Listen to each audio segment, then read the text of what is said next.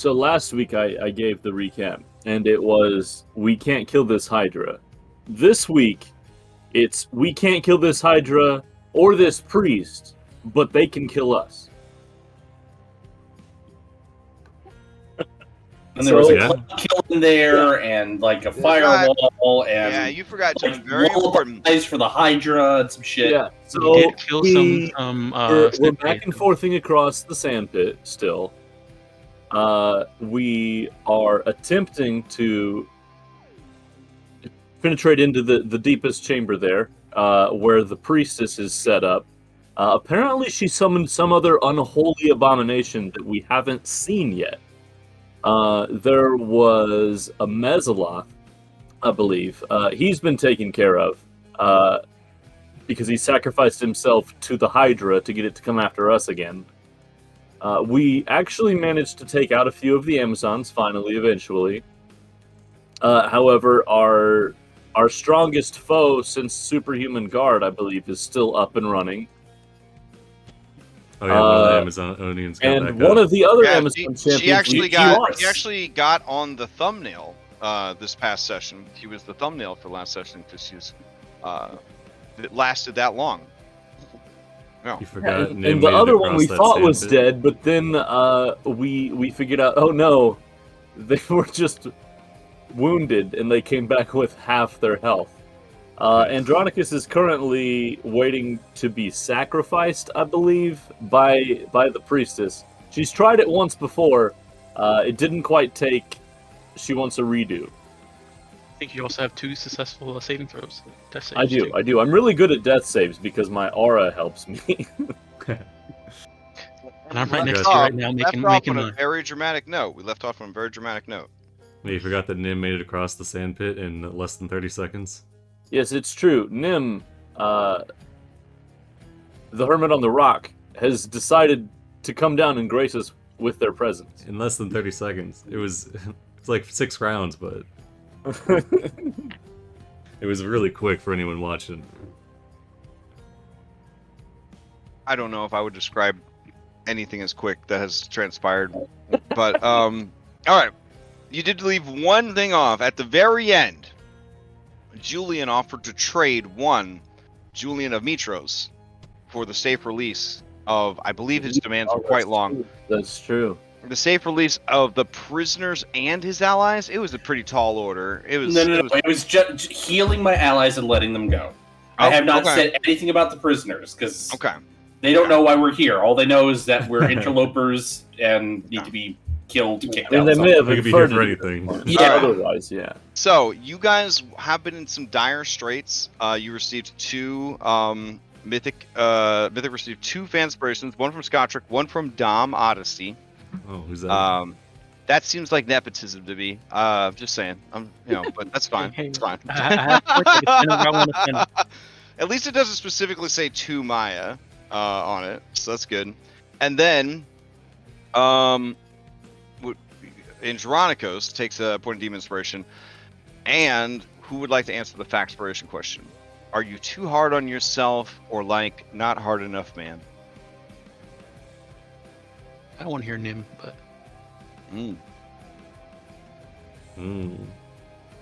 Nim, do you want to answer this one?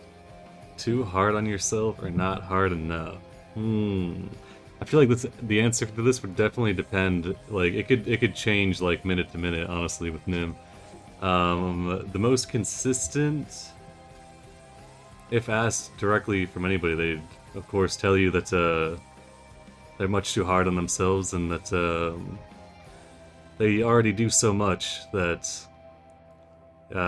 any more would just be unnecessary strain.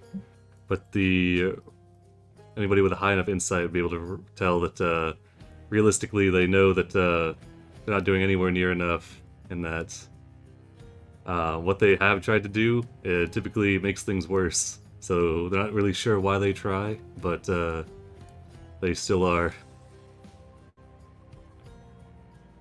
Damn. Okay. Yeah, let me apply your factspiration. You may ask the same question of any NPC that you have met thus far in the campaign. humorous. What'd you say? humorous episode. No. I feel like that should be a very gung ho answer.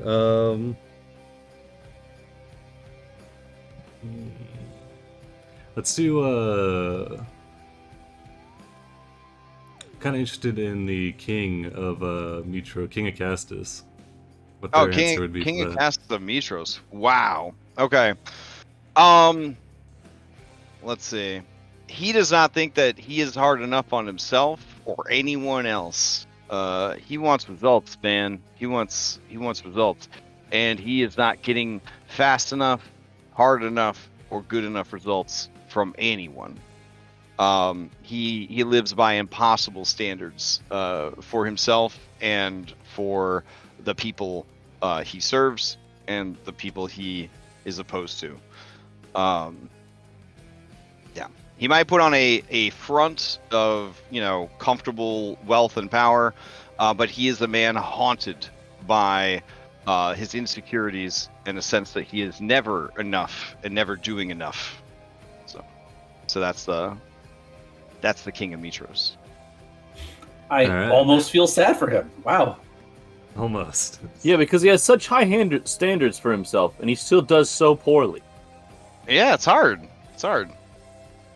I mean, he married a 30 charisma goddess. He didn't do that bad. Like he rules the greatest city and nation in the world. Yeah, she deduced that having someone of the people was the right move. Yeah. I mean, it kind of is. I think it was a decision based off of wisdom more so than charisma. Without getting too political, I'm just saying Hillary kind of felt the same way, if you know what I'm saying. You get a man, you get a man of the people, you know what I'm saying, who's all up in the people, and they kind of rule behind that person. You're telling us when we go back to Mitros, King of Castus will take up the saxophone. Is that what you're trying to tell us? How do you know you didn't even ask him what instruments he played? God. You didn't even ask him what instruments. He has a noble background. Of course, he's got some instrument training. Jeez. All right. So let's get to the meat of things here in Themis. All right, down into the earth, beneath the Fang. You guys may be familiar with this area by now. Oh, it's the sand pit. Architecture. I mean, it's such a beautiful map. I am this is the most mileage I've ever gotten out of any map I've ever made in my life. What's the longest combat you ever at had? all?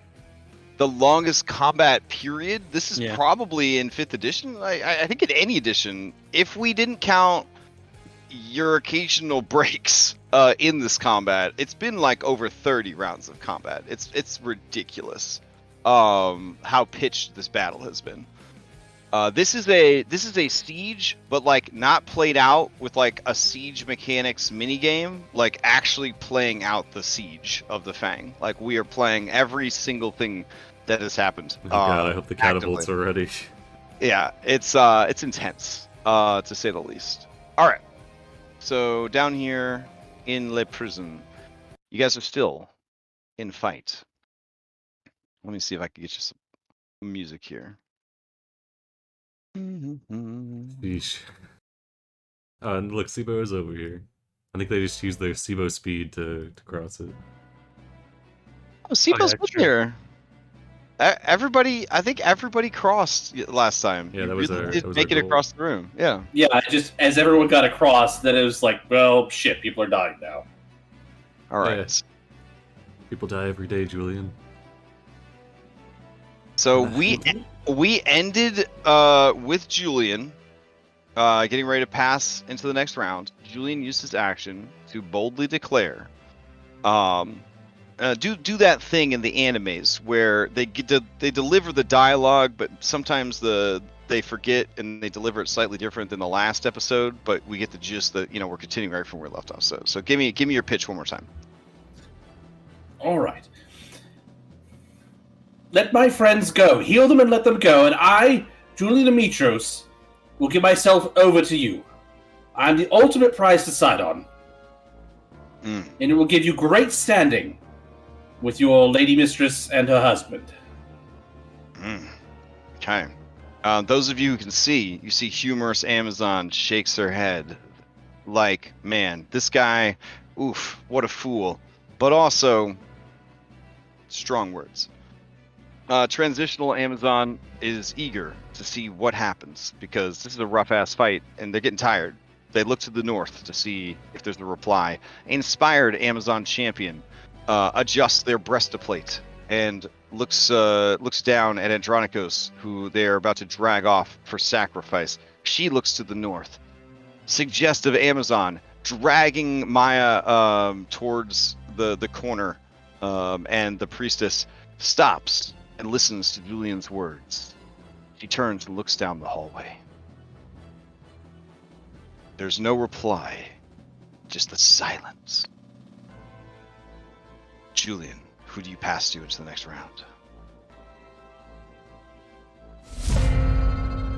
Quick bookkeeping note. I think I had 2 successful death saves, but it erased over the week. Okay. So I'm going to put those back in. Sounds good. Do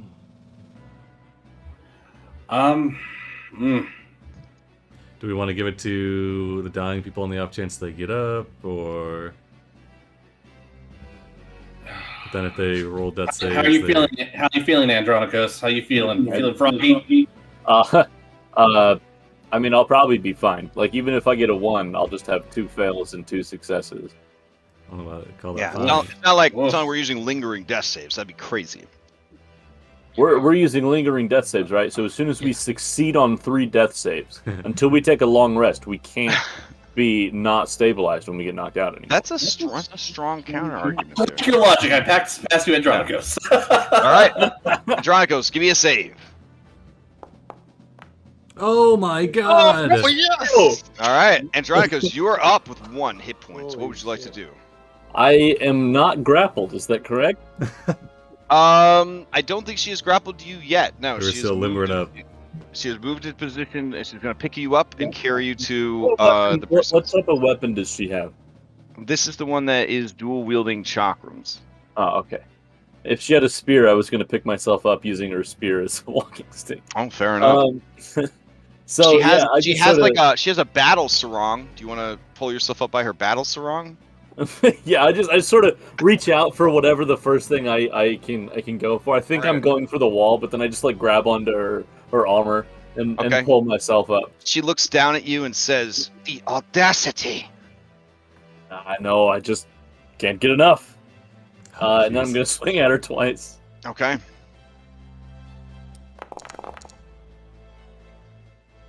Ooh, a 14 Emboldening is bond. pretty good. But not Emboldening good. bond. Oh, emboldening bond. Okay. Give me that D4. You gotta have them on speed dial by now. All right, that first attack hits. Voice. All right. She is already bloodied. 18 hits, 12 more damage. Oh, she's in bad shape. Or is she? Oink. No, she's actually in bad shape. But I mean, she got back up already. Yeah, she's cheated death a few times. Not as many times as Andronikos, but she's cheated death a few times here. All right. Anything else from Andronikos? She begins to bleed out from these 2 slashes of the coral cutlass. Does Andronikos have those potions on him? Check your marsupial pouch real quick. I checked my marsupial pouch for the 1 missing tiny potion. Is this the thing you guys were discussing earlier about where these treasures are at? Yeah. And also the last time Kyra he had a flashback that Kyra gave him a tiny potion. Oh, she did. She did give him a tiny potion. It was actually a condensed, it was an espresso shot of superior potion. Or it was a thimbleful of Kool-Aid. Either's or. It would be on brand. I don't believe she gave you a potion last time. Did she she give you something to eat or something? Was it like candy or something? Oh, yeah. It was the really good berry, right? Yeah. The really good berry we got from somewhere that they're like, use this. It's a really good berry or something. As a bonus action, I would like to present my IOU coupon and ask Kyra to tag in. Okay, tag in what? What do you? I don't know. I have a tag team wrestling partner on the IOU coupon I got from her. Man, she might get in trouble for breaking her oath. She's too active at this. Maybe just go for a sandwich then. I don't know. But Susan Pickleman wouldn't. Oh Oh man, my you're God. really wise. Oh Masked shit. vigilante. Okay. All right. Someone arrives. It's Racer X. And they say, I heard you needed a tag team partner. And they look down, see something that nobody else sees. And then they quickly go, there we go. And they see that you're already standing up and they say, what do you need, friend? I'd like to not die again. Gosh, wow. Opens up their notebook. It just says driving.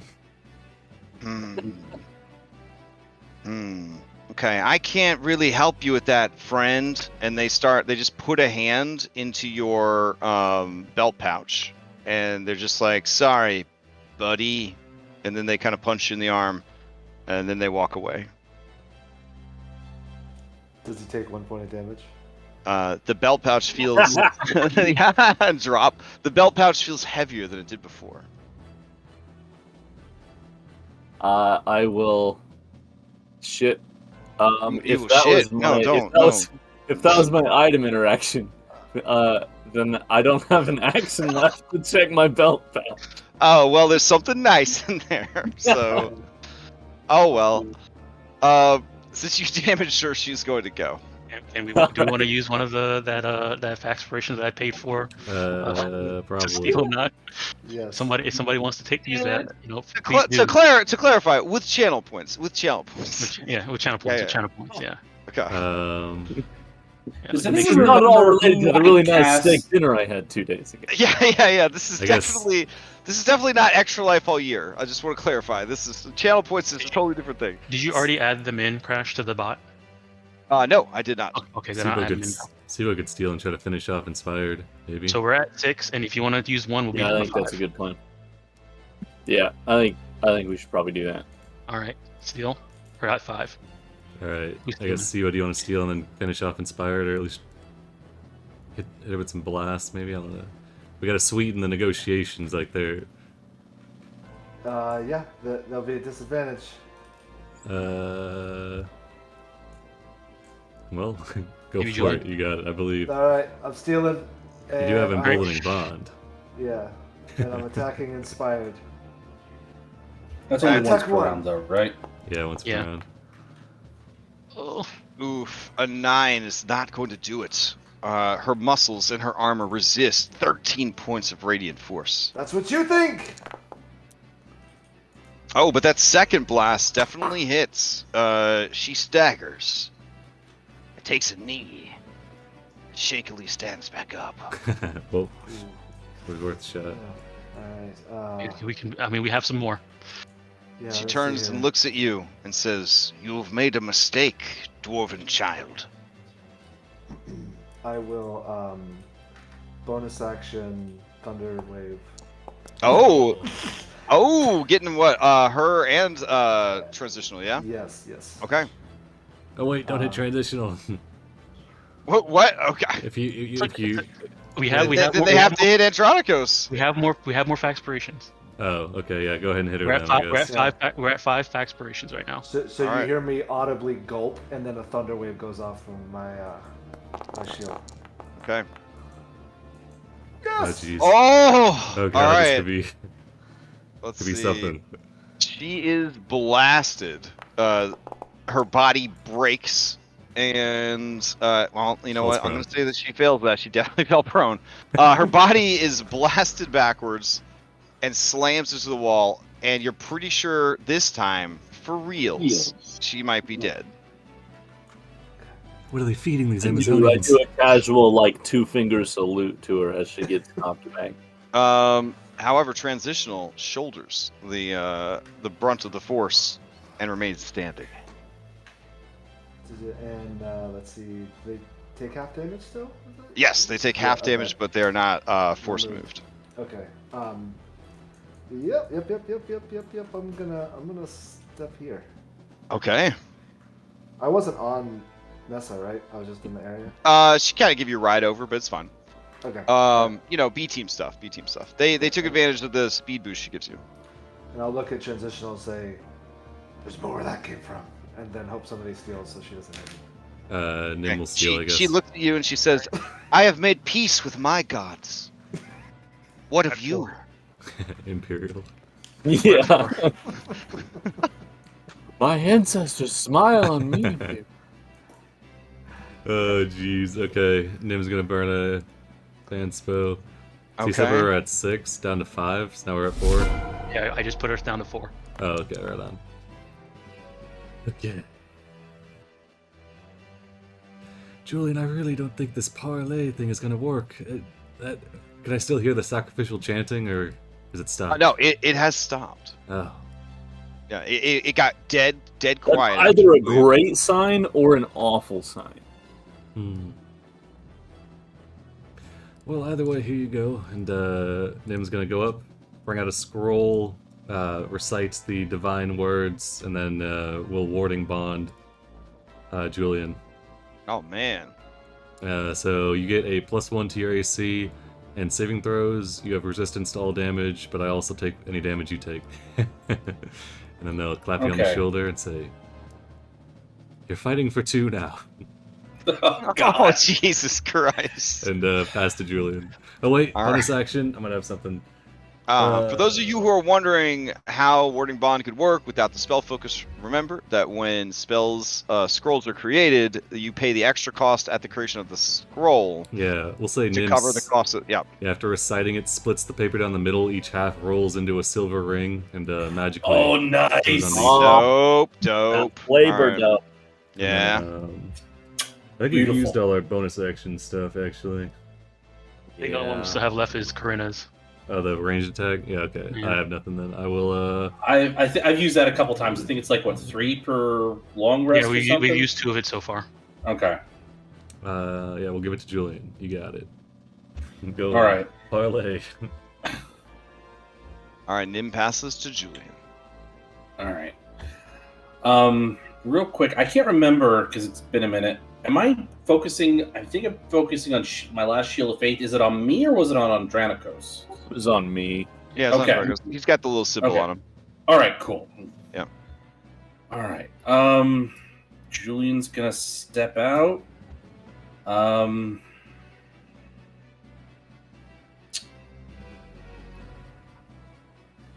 That's the politely side sibs. Yeah.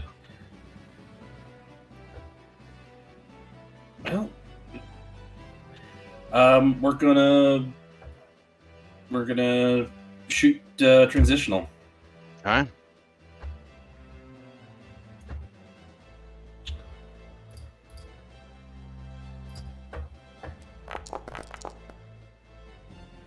Oh god, yeah, that is gonna hit. 13 damage. She is bloodied.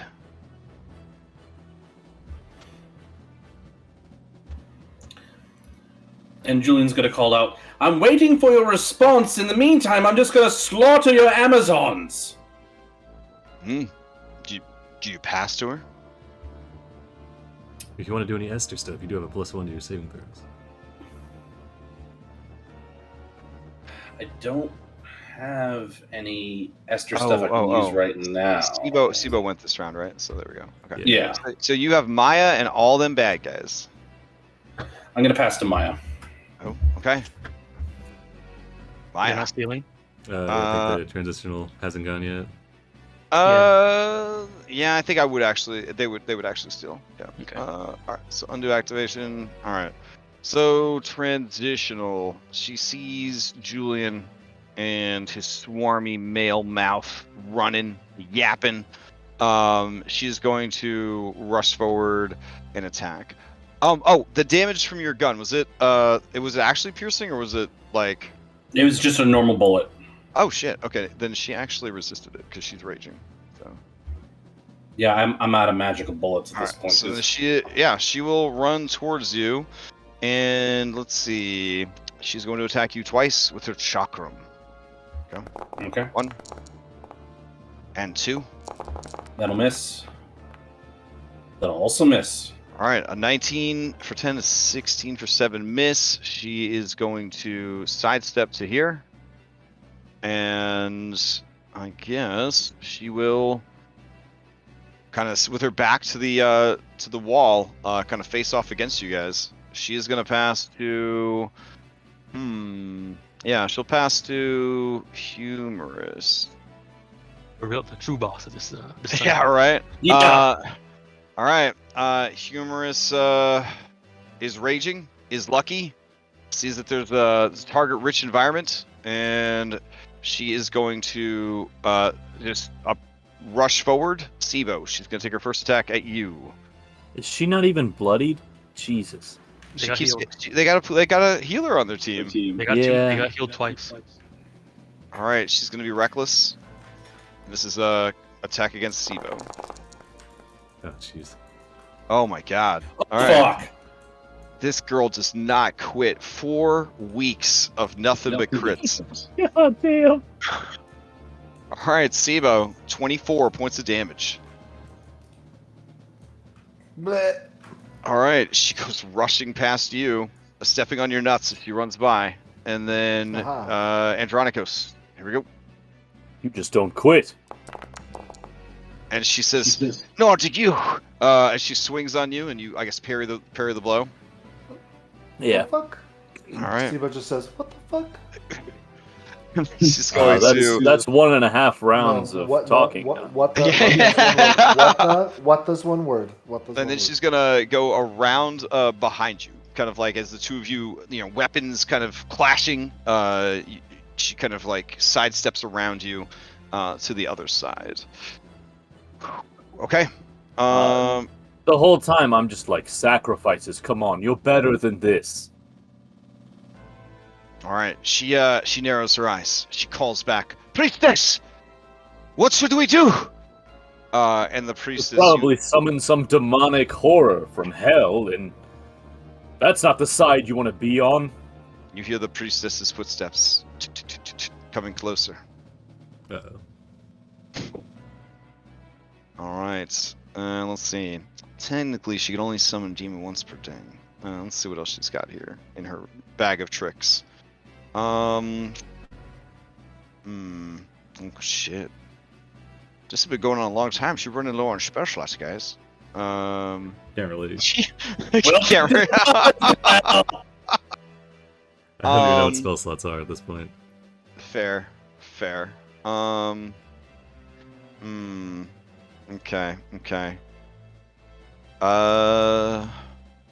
Yeah. Alright. She's gonna come around the corner. And let's see.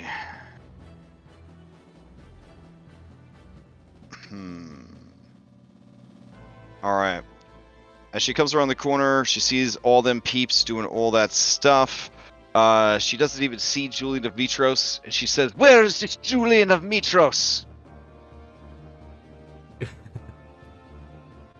All I see are weak, dying men, and some imposter, some creature claiming to be something that they are not. If you bother to fight me one-on-one, I'm right here at your doorstep. All right, she is going to, with the rest of her movement. Oh, actually, yeah. Okay. Andronikos. She's going to. Yeah, she's gonna fire a ray of sickness at you. There we go. Alright. Got any cover? Is that a to hit or is that a save? It is a to hit. And it's only a 15. It's gonna miss. All right. Okay. She's going to pass to Suggestive Amazon. And I believe Transitional already went. There we go. You can just leave inspired in the turn tracker. I'm sure they'll be back. Yeah, I was about to say, yeah. All right, she's going to pass a suggestive, and let's see. She's going to say,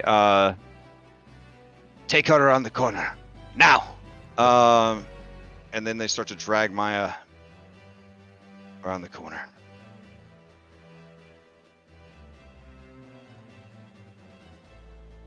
We'll say, yeah, that's fine. All right about there. Nah, I think they probably want to be like, there we go. Okay. And then I guess they'll pass to Maya. Saving throw. Okay. Oh, so close. Ooh. All right. You make the save. And I guess play would pass to La Hydra. Well, Hydra, pass other people who put to sleep. All There's right. more Africa. You passed up here, Hydra. Into round 21. Hold on. Let's see. There we go. So heading into round 21, the Hydra's going to pass to an unforeseen combatant. Oh god, it's messing with the doors. You guys hear and feel the dungeon shake. And Maya, I guess in this... Holy moly, what the heck? This dude, he has in his arms what looks like a bronze, metallic dragon. He points it down the hallway at I guess at you and the Amazons, and you see in his Santa Claus beard just a big toothy smile. And the Amazon priestess looks at him and says, "What are you doing? No, no!" And he is going to unleash his fire breath cannon.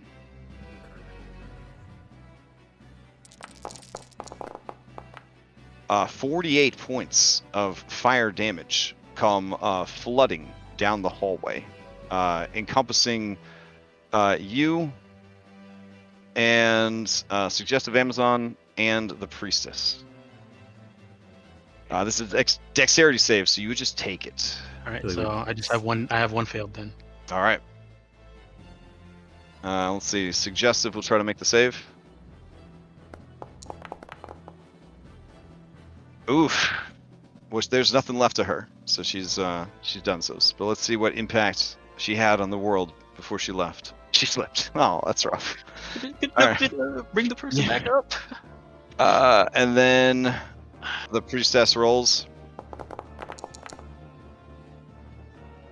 She fails, taking 48 points of fire damage. She's still going, but she is bleeding and burned, and obviously bloodied. She cries out, "How did you escape?"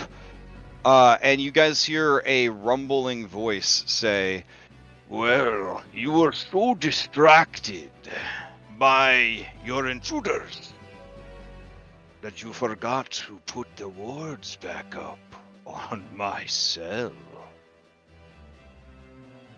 And then you hear a booming laughter.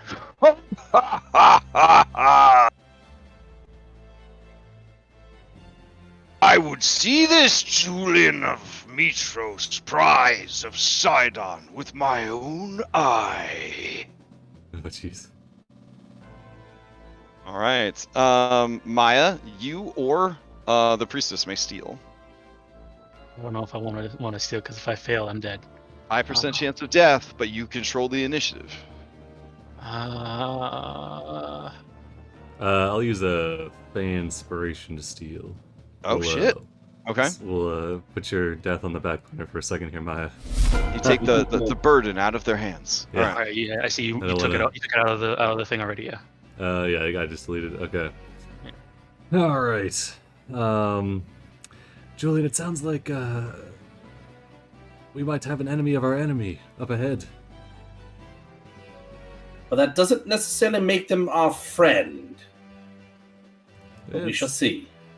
Better than what we've got right now, and Nim's gonna move up. Warding Bond actually is not concentration, so they will ready themselves to viciously mock. I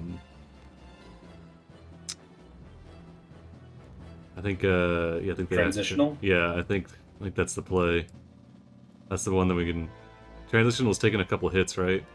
Yeah, they have taken some hits. Okay. They are still raging though. Oh, true. I mean, Vicious Mockery is probably the best I got at this point. Yeah, we'll ready ourselves to viciously mock them before their turn comes up, like before they make an attack, and then we'll pass to Andronicus. I think. Okay. Right. No, because then he'll make some attacks, and then she'll steal and then knock you out. Well, maybe he has a potion. I don't know. I don't know what race. Andronicus, you know you got it. Wild card, let's go. All right. What side your item interaction? What have I got in my pockets? Oh, okay. There's a potion that wasn't there before. You should see it on your character sheet. Not fair! Not fair! I want 3 guesses. Oh, very nice. So I've got a plus fucking 0. We've got a SIBO right there. I'm just gonna bonus action the potion. So that'll be 8d10 plus 8. Okay. Oh yes. You ready for like a 7? Okay. Could have been better. Could have been worse. Yeah, that's one attack from Humorous right there. That's these are D10s. I only rolled 2 of them above a 5. Well, could have been worse. All right. And only 3 of them above a 4. Elpis. Seeing those rolls, cries, and proficient in medicine. To right here. I actually don't know if I can do this. Can I lay on hands through Elpis? Ooh, that's a great question. Technically, they can only deliver spells, familiars. And lay on hands is a supernatural ability essentially of the paladin. And Elpis is created but you do have more spell slots than any paladin in the history of 5e, since you have a separate budget for your smites from your spell slots. You could have him cast a healing spell from your spell slots. That's true. However, it takes a bonus action for me to create a spell slot using one of my channel divinities, and I can't do that right now. I'm sure you could. Listen. If anybody could survive an opportunity attack from Humorous Amazon Champion, it's you, Andronicus. I appreciate that. I do have an AC of 23 right now. You can probably just dodge, you know. I'm gonna stretch out my toe. It's not advantage because reckless means happens on your turn, right? But he's right there. Look at what he's been through. Look at what he's been through for this group. All he needs is for you to lay your hands on him. What's the big deal? This woman is just standing there in her bra and her yoga pants. What are you so worried about?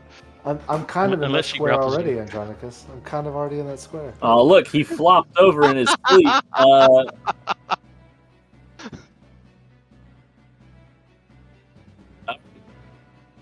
Do it. I mean, see it. I think Elpis could have dragged. Oh man! All right. As you move away from her, she cries out, "Where do you think you're going?" Literally 2 steps away.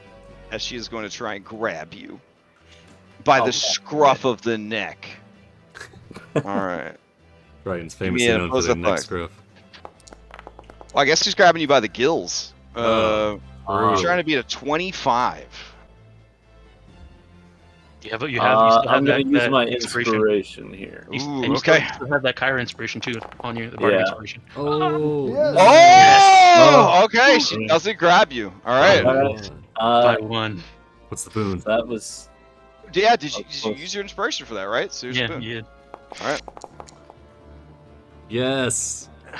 You regain a hit die. If you did not need a hit die, I'm pretty sure you needed a hit die. But if you didn't need a hit die, you could choose one of the following.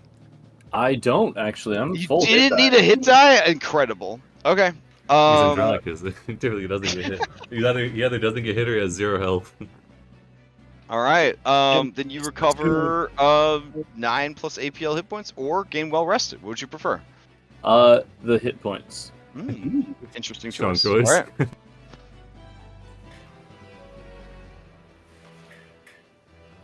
All right. So you're getting another 17 hit points. You're not even bloodied anymore. Easy mode.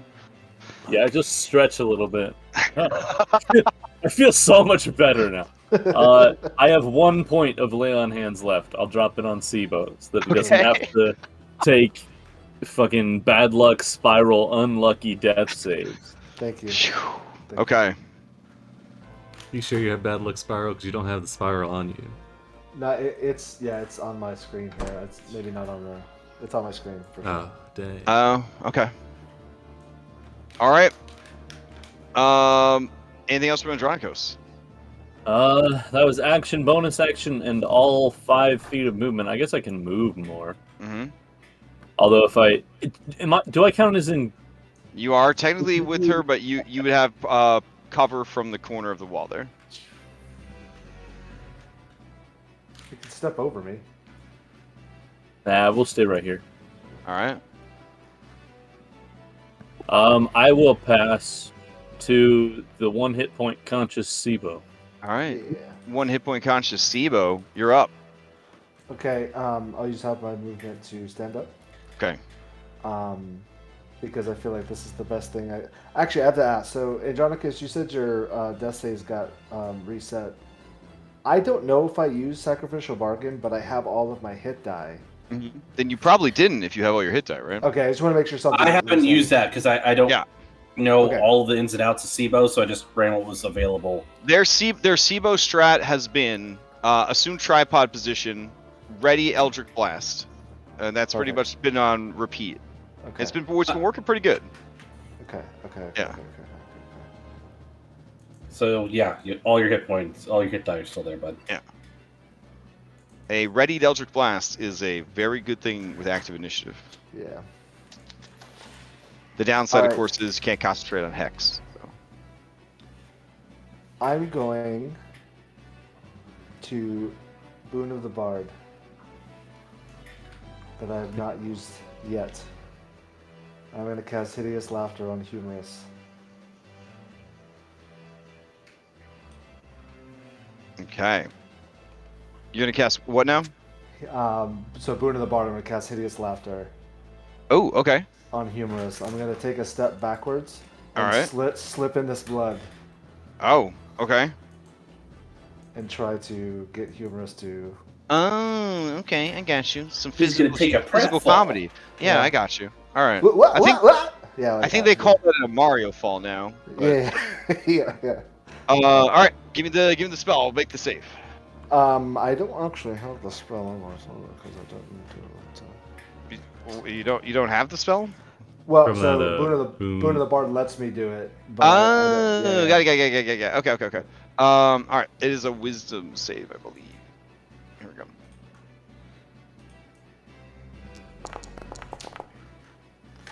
Oh, well, she makes the save. Oh well, I'm prone again. Okay. All right. I'll lay here. Okay. That's it. That's all I got, guys. Alright. Yay! You're Julian. Julian. All right, you passed to Julian. Humorous does laugh when you fall down. I mean, it just didn't, not in a supernatural, magical way. It's working, guys. It's working. She'll fall down in a second. Go SIBO. All right. This is like the greatest day of her life. She's holding off these alleged manly heroes for 20-something rounds of combat. Like, if there was like a Greek version of Valhalla, like that's where she's going after all this. I mean, Elysium. Right. Yeah, that's true. I'm going to gonna holster the pistol, pull out my battle axe. That's what I got. I'm gonna multi-attack on transitional. Oh, all right. Yeah, I know I'm playing with fire. I might release the beast. Oh well. All right. Okay. Do it. Mm. Flanking with Andronicus. 15. Mm-hmm. Oh, 15? Does not Because she hit. was reckless? Ah. Oh, no, Okay, this girl cost. wasn't reckless. Humorous was reckless. I thought they were all okay, fair enough. Oh, no, she doesn't know how to go reckless, remember? And you guys were like, how can you have rage but not reckless? And I was like, NPCs are different. Okay, Yeah. fair enough. All right, so the first one doesn't hit. You got a second attack, though.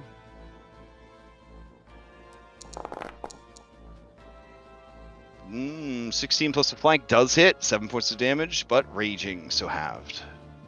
I will unleash the vicious mockery onto her. All right, give me a charisma saving throw, Julian. The DC is slowly rising because you were leaning pretty heavy on this guy. Well, that's an 11. All right. Shit, that only affects ability checks, not a save, doesn't it? All right. Well, let me adjust your name tag here. Oh, jeez. All right. Ah, shit. What about that vicious mockery? How we doing there? Yeah. Vicious mockery. My bad. Nothing out of the here we ordinary here. Oh, nice. go. She Okay. fails. 7 psychic, disadvantage next attack.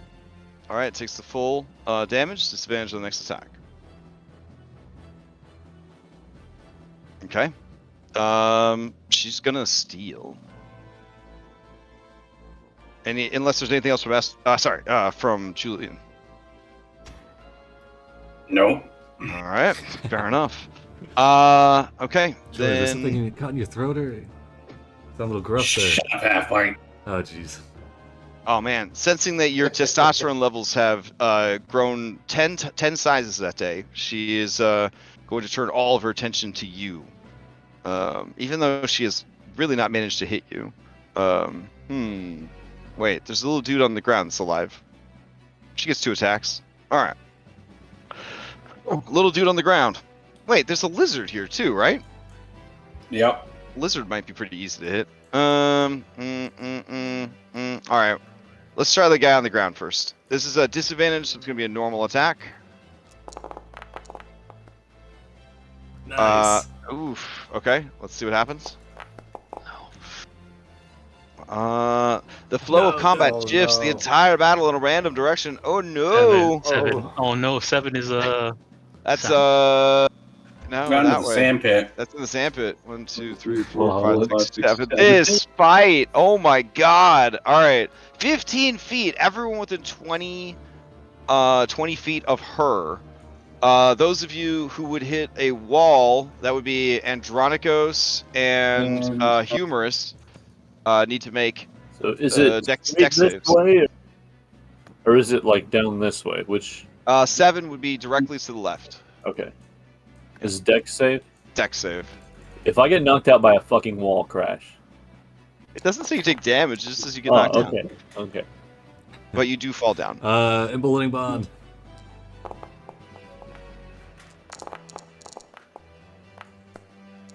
Oh man. I don't get Nice. knocked out. Humorous Amazon gets a boot. God damn. come on. Theme song. She wall runs it. Oh my god. Some anime music starts playing and she's running down the wall towards you, Andronicus. You're like trying to keep your balance and she's just wall running towards you. So for every river troll in the multiverse, there's apparently a humorous Amazon to balance it out. She just ascends to divinity right here in front of us. Jesus Christ. Okay, so you fall prone as she starts to charge towards you, running along the wall to do so. Everybody else I here. am boldening bond and got a 4, so I do Okay, fair enough. I've heard. So everybody here, there is no save. You just kind of roll forward. Apparently, the noise has made a certain baby very upset. It bursts from the sand and is just screaming in monster. I'm next to Nim, right? Yes. Does the Amazon get pushed too? Racer X ends up in there. I mean, these guys are B teams, so they're just moving to make you guys feel better. Yes, she gets moved as well. They're just. Oh no.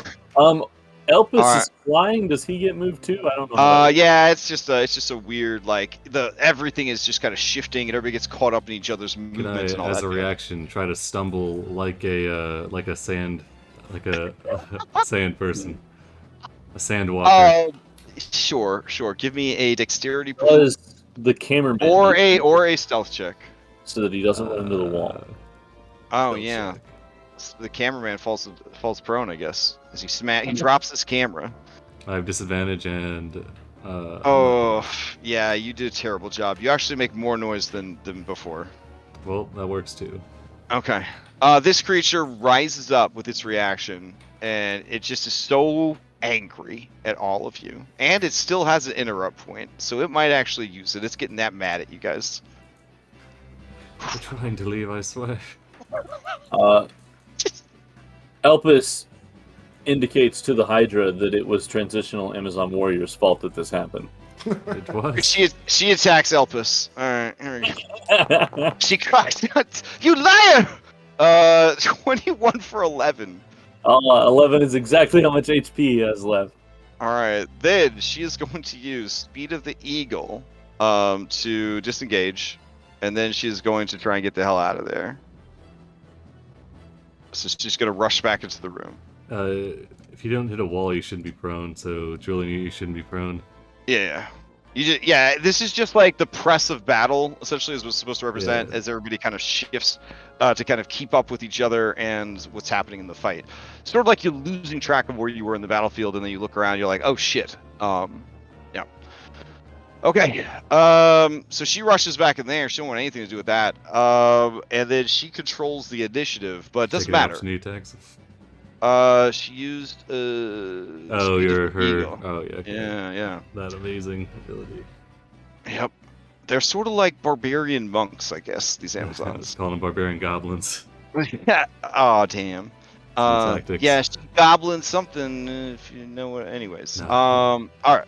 That's for Esther. Yeah. Going to interrupt. This creature is very, very upset. It lets out angry cries it's so tired and you just keep dragging it into this fight. All right, let's see. Nim, it likes you. Sibo's down. This guy's here, so yeah, it's got 6 heads left. Pretty beat up. All right. Yeah. Let's do it. It is going to use a bite attack on Sibo, Esther. Okay. So Sibo, you're gonna get 2. Esther, you're gonna get 4. Here we go. 1, 2 for Sibo, and then 1, 2, 3, 4 for Esther. Okay, so let's see. Back to the top. Sibo, a 22 would probably hit for 6, which would drop you. But then all that armor you are wearing keeps you safe from the follow-up attack. Yes. Which wouldn't have hit.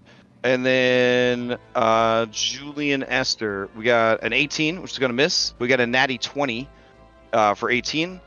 We got a 17, which is going to miss. And we got a 17, which is going to miss. You only take 9 of that 18. Yeah. I was double checking what damage I'm resistant to. So yeah, I only take half. Well, no, I only take half because of the armor I'm wearing, and then half again. I would only take 9, and then we would split the 9 because of my gold line armor. I don't know if resistance stacks like the I guess from 2 different sources, but it's still resistance to one's If resistance it's to. if it's worded as resistance, then it doesn't stack. If one says resistance and one says have damage, It's for resistance example, to non-magical slashing and piercing. yeah. So it is resistance. Yeah. So if you're getting Okay. resistance from 2 sources, they don't stack. The example that got brought up in the last week or so was a barbarian rogue could uncanny dodge after using their resistance, because uncanny dodge halves damage specifically, and then barbarian rage provides resistance. So, all right. Big 9. You have been damaged. Would you like to steal, or would Sibo like to steal? No, Sibo's already gone, and you've already gone. Never mind. All right. The creature is going to pass to independent party. It's going to pass to this guy. And this guy says, still standing. I see why they put you in charge. But I'm tired of your hospitality. So, say hello to my little friend. And Julian, even out there, buried beneath Esther, you hear gun sound as this dude opens fire. Here we go.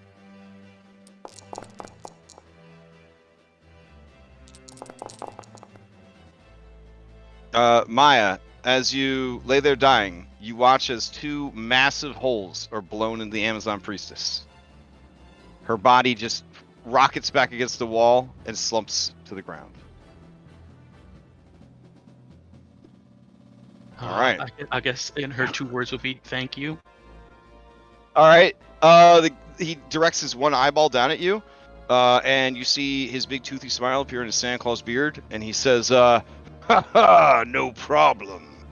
Oh, and he looks away from you, realizing that you are a Medusa. All right. He will pass to you, Medusa. All right. Death save. You might want to use a inspiration on this. Okay, yeah. I'll use the inspiration. So we're down to 2. All right. Nice. All right, and then I'll roll a second d20 just in case it's a 20. Yeah. Oh, okay, so I got 1 success. I got 2 successes and 1 failure. It looks like the only person I can pass back to is Humorous, I guess. So. All right. Humorous accepts the initiative, and she looks at Andronicus, sees that he has the AFK symbol, and just shakes her head as she recklessly begins to chop him up. Or try to. 16 is not going to get through his armor. 22 will for 11. Nope. No, he only has 23. Oh, Yeah, shit! Yeah, because concentration save. Yeah. Okay. Then, as she rushes forward, she is unable to slice through him. All right. She will maintain her position, and since she did not deal any damage, going into the next round, she will pass to transitional Amazonian warrior. She is going to nervously step forward, and she will attack Andronicus from behind. Here we go. Ho-ho. Here we go. 1 and a 2. So a 25 for 11 from transitional Amazon. Yeah, that'll hit. All right, and then 1 extra damage.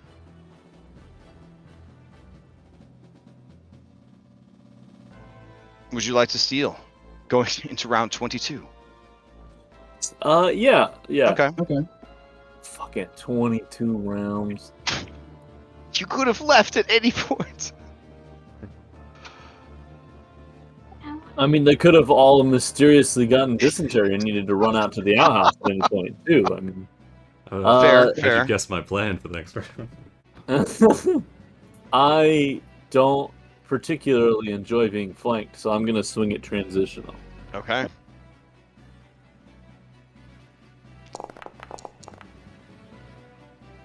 Oh, 15 does not hit. How often you can are I within move 30 on? feet. Once per Are turn. Oh yeah, emboldening bond. Are you within 30 feet? You're within 30 Oh. feet of Sibo. Okay. Shit. 16? 16 does not hit. You still have that. You still have that last bardic inspiration from. Bardic inspiration. I'll use my cure inspiration. Is it D8 or D10? It doesn't matter. I'll D8. maybe like 1. Yeah. Nice. Hey. All right, that is gonna hit. Let's see. She takes 11 points of damage and is dead. Oh, nice. All right, you have 1 attack left. Emerson got you. Before I attack a second time, I gesture towards the priestess She's and dead. say, "Is that how you want to end up?" She looks back, and she turns back to you, and her face is a rictus grin. While she's turned away, no, not kidding. Oh, After she turns back, I'll swing. I mean, you'll have advantage on the attack. I'm just saying. I want to. Andronicus wouldn't, though. Fucking god. You should have advantage because she did attack you recklessly. Yeah. All right. Good. 17 hits. She takes 10 points of damage. Oh well, actually, she takes 5 because raging. Or yeah. Oh. Have we done the giant or titan joke yet? Yeah, No. a couple times. This, Yeah, this we session. Not this session. Not this Okay, session, but it has happened during this fight. Yeah, during the 22 rounds of combat, it has happened a couple times. Jeez. All right. Andronicus, you have dealt damage to her a little bit. I'm gonna bonus action do that thing where I get a spell slot back. Okay. And then I will be done with my turn, so I'm assuming she'll steal. She will steal. All right. Let's see. She doesn't have a lot going on. So she's just going to be reckless and swing. Here we go. Here's the first attack. That's not going to hit. And here is the second attack. Oof. All right. So neither one of those hits. That is her turn. She will pass to the Hydra. All right. Let's see. Still have 2 more if you guys want to push it. Yeah. Nim will steal, I guess. Nim stealing? Yeah. Okay. All right, we're down to Alright. 1 Factspiration now. Okay. I mean, Fanspiration. Okay. All right. I don't really have anything to put your boy to sleep. Singing. Okay. Nim's gonna hop up on a rock. Okay. A different rock. They're slowly working their way across every rock in here. Mhm. That's one of their goals. So they'll hop up here. They produce their tambourine, and I feel like they've got, some of the heads recognize this Yeah. routine by now. yeah, Yeah. like the drums. I feel like Nim's kind of got a rapport going with this Hydra, and they're gonna start striking up a song. And let's see, we'll do that song by let's see, what's it called?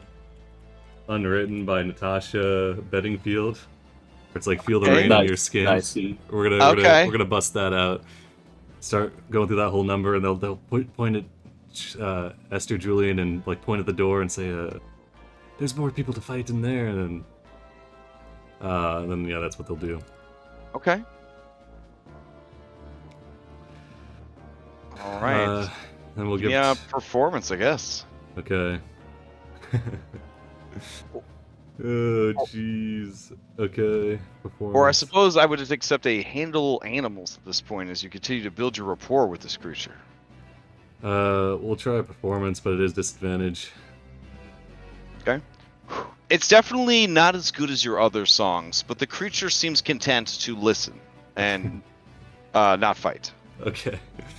Their name's a little distressed, but As long as you could continue to play music for this creature, it seems that the creature will not cash in any of its Paragon actions. well, that's what I'm going for then. They'll be concentrating on keeping this creature occupied, and they'll pass to Esther Julian. All right. God, this body fucking sucks. All right, I'll disengage. This is a shit position to be in. Oh, Esther, you see this guy from the Great Games. They're giving you stink eye behind their weird helmet. I don't know, I just thought I'd mention it because you ran into him. Anyways. What the fuck, bro? Huh? They jut out their chin at you, and they put their hands wide like, I'll fight you right now. Listen, go jump on the Hydra's maw. I don't give a shit. Get the fuck out of here. Pussy ass motherfucker. Wow. Wow. Okay. Oi, sweet tits. You give it up yet? God damn it. Jeez. All I'm right. gonna put a disclaimer on the stream real quick. Well, when Racer X faced off against you, it definitely had this energy right here. So.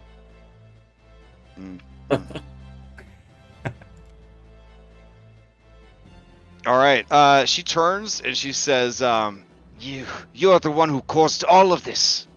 No, that's squarely on you. You could have just given up. There is nothing to give up. I live my life for Lutheria, and I will die for her. That you will. All right. Anything else from Esther? Really don't have anything else. Going to pass to. I'll pass to. Does Esther know what the sound of gunfire is like? I mean, he's been riding around. Oh, yeah, Julian, he's got so. Julian's brains, yeah. Okay, he'll pass to Braun and say, "Hey, dude with the hand cannon into the hallway, come up and cap this chick for me." Let's see. Wait till Esther sees this. Okay. Braun, he crouches down, and he starts squeezing. Let's see. Okay. Can't make it very far. Let's see. It's 5, 10, 15, 20. Oof. No, wait. He's got 40-foot speed, so yeah, he can only go 20, and then he has to dash. All right, Maya. I hope he didn't kill you. I guess, Maya, he will kind of brush you into the corner with his foot so that he doesn't step on you. Okay. Okay.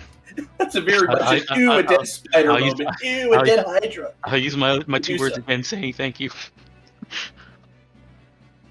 He chuckles and says, "It's a tight fit." All right, he will pass to you, Maya. All right. Okay. Do I have any? I mean, I am lucky. Does Emboldened Bond work on death saves? Yeah, it's like Yeah. bless Okay. works on I the save. am within 4 feet, 30 feet of Andronikos. Okay. Okay, so here I'll go. Go ahead. Hopefully I don't get 1. Okay.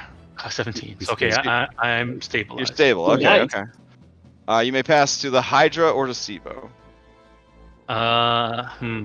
That's the greatest battle of any age across 100 sessions. Wages on against the boss of all boss monsters.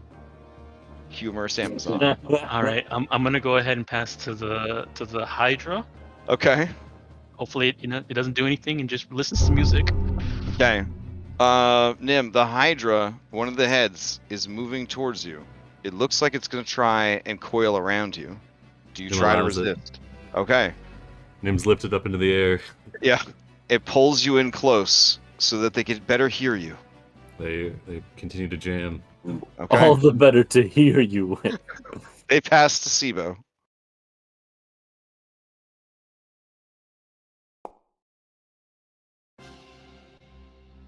All right, Sibo, you succeeded. Who do you pass to going into round 20? I have Oh. I have disadvantage. Sorry, so I have to. Oh. Okay, you made it. You made it, right? Okay. Oof, oof. Okay. All right. Who do you pass to going into round 23? Humorous Amazon, maybe? I don't know. Just some ideas. That's a good call. Anybody want it? Anybody want it? I'm good. Thanks, though. Maya. I'm gonna not drop. take it because I have an inspiration, so I can steal later if I need to. Okay. I guess that's. Who you passing to? Maya. All right, All I'm right. so. You're just chilling. All right. Maya and Sibo, or Maya, who do you pass to now?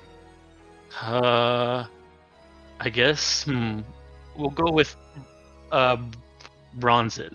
Bront or Bront, yeah, that's his name. Okay. Keep squeezing. Let's see, 5'10". Like, oh my goodness. 15, 20. Oh my god. All right, this is gonna be a disadvantage. But it's Just a she was hand reckless. comes around the corner. All right, and let's see. Let's see. Would he use his gun? Yeah, probably. He likes his gun. All right. He aims his gun, which is in some kind of wrist, like sort of gauntlet setup. He just kind of aims his hand forward at the Amazon. The Amazon turns and sees him, and she says, "Not you!" And he is going to open fire twice. Oh, actually, he's going to check to see if he gets his cannon back. Cause yeah, okay, that's much more fun. All right. He looks like he's about to shoot a jet of fire down the entire hallway. Does anyone have anything to say about this, or no? All right. We're here to free the prisoners. Barbecuer, dumbass! Oh, you're here. You are the rescue party. You're the intruders. Yes. Ah, which of you is Julian of Mitros, prized of Sidon? That pussy ain't here no more. Ah, a pity. I had hoped to meet him. I vaguely gesture towards Julian Esther. If he is not here, then you are of no need to me. And you see the flamethrower boot up. It's complicated. It's this body. All right, this is a lot for a short amount of time. So I think he's gonna do the flamethrower. He'll sort it out later. Here comes the flamethrower down the hallway. All right. Oh my gosh. Oh jeez. All right. If I just wanted to meet Julian of Mitros. Like, when a giant dude with guns and flamethrowers asks if you're Julian of Mitros, just say you're Julian of Mitros. Like, did you learn nothing from Ghostbusters? Come on. Oh my god, 64 points of fire damage coming down the hallway. How much Dex else do you saves have for left, half. Julian? All right, I'm using my inspiration. Okay.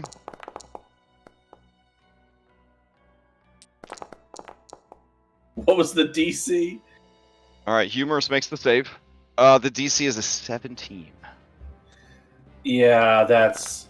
Do you have resistance to fire with your jeez. iron thing, or was it no? No. You have resistance with the warding bond, but how much health do you have left? I have 12 hit points, so I'm not dead outright. It's not overkill. All right, she is bloodied. Again. All right, I'm taking quarter damage from this because I saved and I have resistance to fire. All right, beautiful. Unfortunately, I do not know what this means for the Julian persona. I mean, for now, I think Esther will stay in control. Yeah. But yeah, you're down. Fire fills the hallway. Nim, you watch as just fire goes. As he says, "A pity. I have no need of you then." As fire just fills the hallway. Okay. Esther or Andronicos, you may steal, or otherwise Humorous will. I will. Okay. This is the best I'm job I've gonna. had in weeks. I'm gonna gesture towards knocked out Julian and say, "Well, that's Julian." Why did he lie to me? It's a weird possession thing. I am very sorry then. I appreciate your apology. I'm swinging it. Humorous. That hits for 9. Oh, Andronicos. Thank God. Andronicos. How do you kill Humorous Amazon? Knock her hard and recruit her to the B team? No. Oh my God. Is there a preferred method of death for Amazons, like in battle? Not by men. Okay, but other than that, No. Honorably. Okay. Kicking ass. Just sort of like one last "you've been great" nod, and then Okay. decapitate her. All right. She closes her eyes for a brief moment, and then she stares into yours as her head is removed from her body and lulls to the ground. Bront says, "Oh, that was good. Nice clean. Good strike. Yeah, just don't roll a 1. I don't want her to come back without a head. My name is Bront." Andronicus. We're currently dealing with a Hydra situation as well. I will have to save catching up for a little bit later. Oh. It has been nice to meet you, though. That Hydra is tough. You want some help? Sure. I have reason to believe it has something important inside that I wouldn't mind getting my hands on.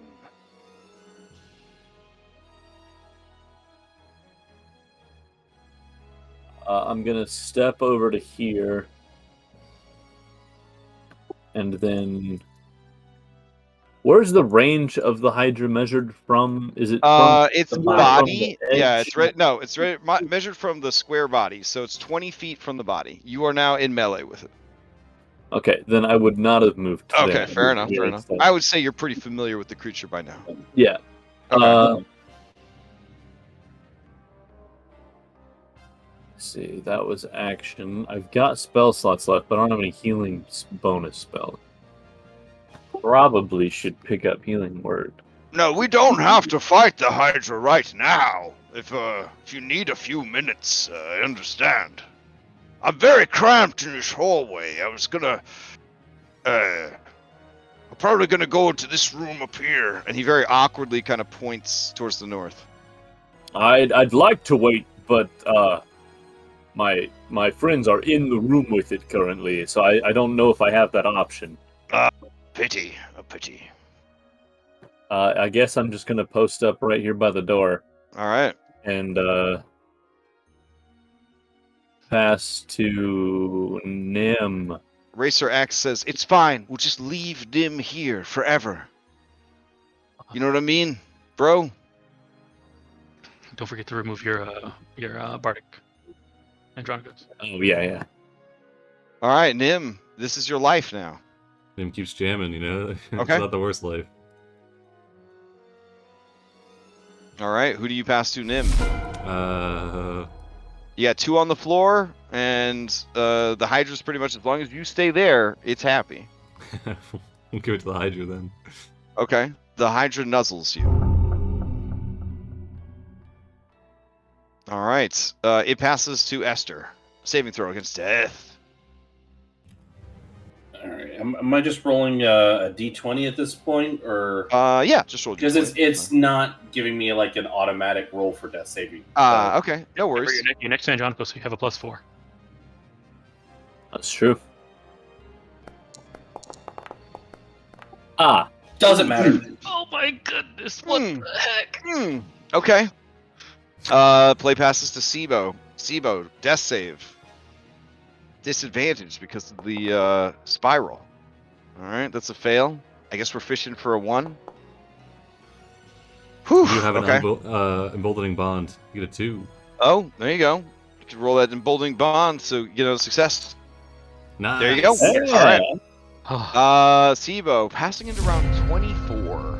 There are technically no bad guys that want to kill you at this point. It's just a matter of survival. It sounds like Andronicus has something he wanted to do. I so- do. I have. Okay. I have spell slot right. back. Andronicus, to you. And these were hidden deaths. I mean, I guess I'd heal Julian because I'm next to when my spell is touch. Okay. So, yeah, I have a 2nd level slot now. I'll 2nd level cure wounds Julian. All right.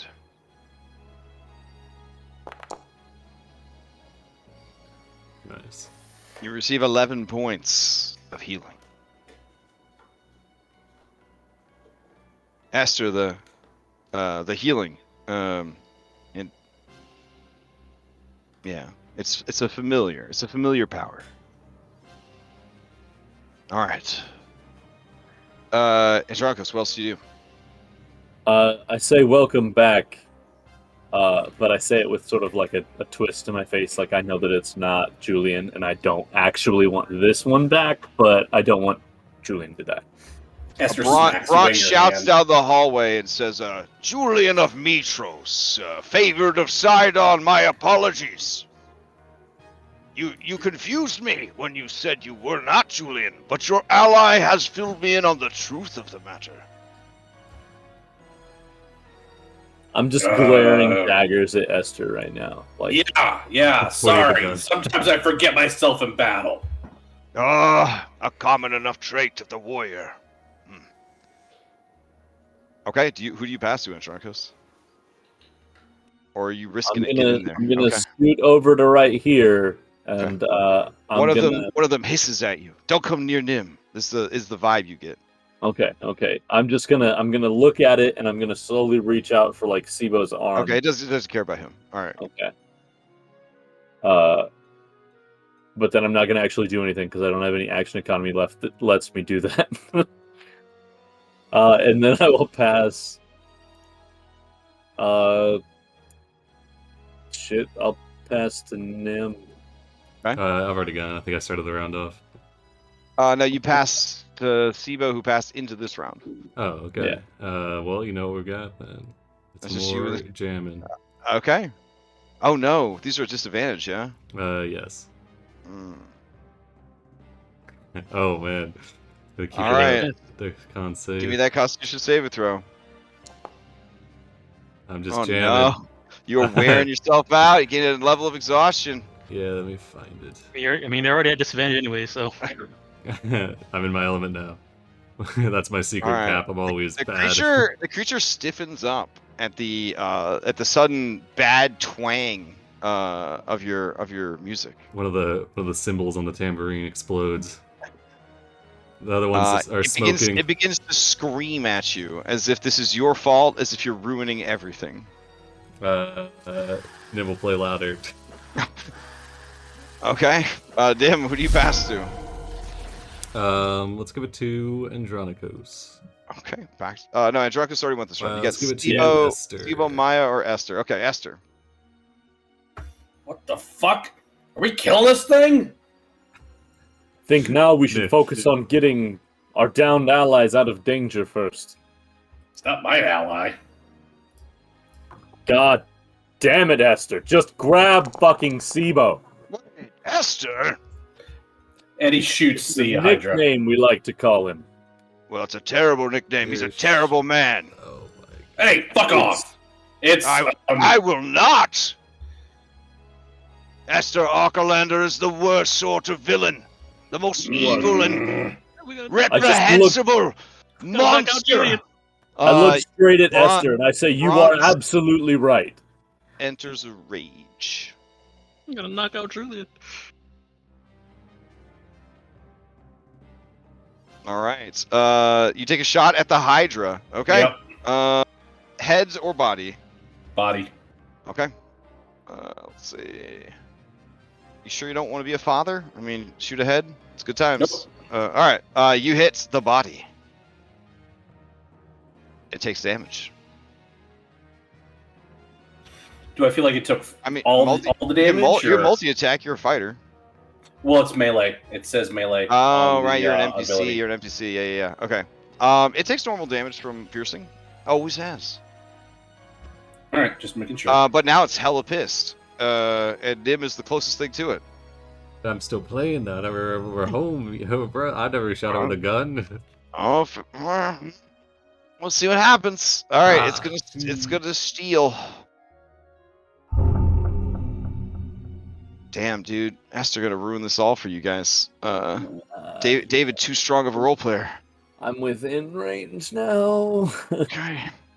The creature is mad that you shot at it. So mad that it starts to move its bulk through the sand.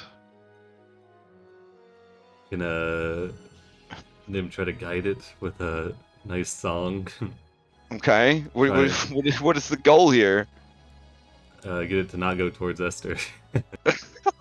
I mean, it just got shot by Esther. Whatever. We're along for the ride. All right. With your action, you can certainly try and calm it down, but for now, it's focused. It's going for it. Sibo. I guess you're gonna take a. I can't imagine you wouldn't take a failed death save, but maybe it just shifts your body out of the way as it moves. Yeah, it's still in the sand, so yeah, it's just kind of like your body's just getting churned up, yeah, by waves of sand. You get washed up onto the stairs next to Andronikos. All right, Esther, it is going to use its flurry of bites on you. It has had plenty of time to recharge it. All right, here we go. It's going to make 6 attacks. Each successful attack adds another d6 to the damage. 1. A 2. No. Yeah, yes, we know what Flurry of Bites does, bro. Like, just hit the bite button. All right, here we go. 1. A 2. A 3. Oh my goodness. Okay. Let's see what happens. Extreme favor until the end of the round, etc., etc., etc. All right, round's almost over. It's fine. 19's a crits now. 4. 28 for 11. I'm going to fight dirty. Oh, okay. Oh shit! I can't even do that because it's not within. Well, it's attacking me with the head. So with that. Yeah, the head. Yeah, the head is it's a melee attack. It's a melee attack. So I split the damage with it. So it takes 5, and I take 5. Damn. All right. That also then reduces. Actually, no, that would be have. Is it a? Yeah, piercing. It's just piercing damage. Yep. Okay, so that would be halved by my armor. So it would take half of what I take. I guess the order of operations, does the resistance go through first, and then you fight dirty? Yes, that's how that would work, because it's my reaction to. So, yeah. Okay, then I guess each of you takes about 2 points of damage. All right. Is the warring bond still going on too? No, it ended when he went unconscious. Okay. All right, here comes the last 2 attacks. Here we go. That's gonna miss, and then the last one is gonna miss. Yep. Whoo! That's all ridiculous. Right. Play passes to Sibo.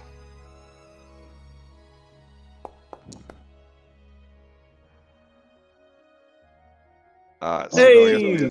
No, he's rolling his disadvantage. Okay, he's good. He's good. Okay. I think you stabilized off of that. All right, pass to Sibo. Who do you want to pass to? Bront or Maya? Bront. Okay. Bront will try to get his flamethrower working again. It does not. All right. He is going to move further in. Oh, jeez. Oh, shit, he's mad at Esther. He's big. He shook the whole dungeon. Yeah. All right. Andronikos isn't even facing the Hydra. He's facing towards Bront, desperately trying to explain the situation. All right. What is your explanation here? We defeated Esther. We killed him. We captured him in a gym so that he wouldn't be free. In a gym? But sometimes a gymnasium? A jewel. Oh! Like a soul gem. Yeah. A black one. So but sometimes in times of great stress he can come out in Julian. Julian is his warden. Yes, I understand everything now. Thank you. All right. Here we go. So he is going to, his eye changes from a kind of golden yellow to sort of an arcane blue. And let's see. He summons forth a ginormous hand of magical energy. Bront's hand. It is bronze hand, yeah. There we go. And the bronze hand is going to clenched fist punch you twice. Here we go.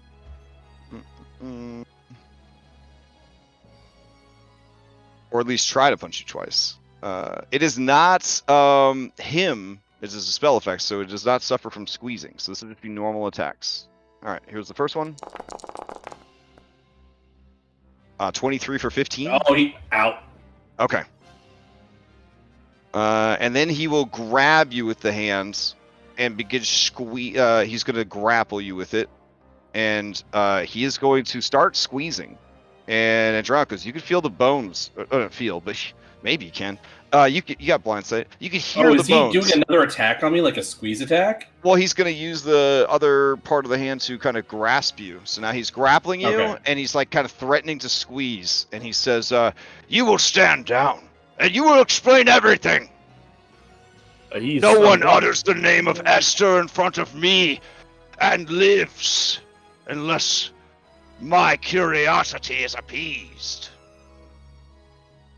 I would be happy to explain everything, but this Hydra is going to kill me. You'll get no answers if that happens. Just don't shoot it. I can calm it down. Who is that? I hear a beautiful voice. You also hear Natasha Bedingfield.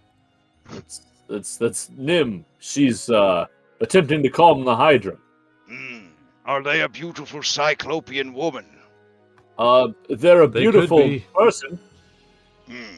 Oh, they could be. I've been in here a long time. You see him start to reach his hand up and kind of fix his beard a little bit. I know a few people. He will pass to Maya. Maya snoring.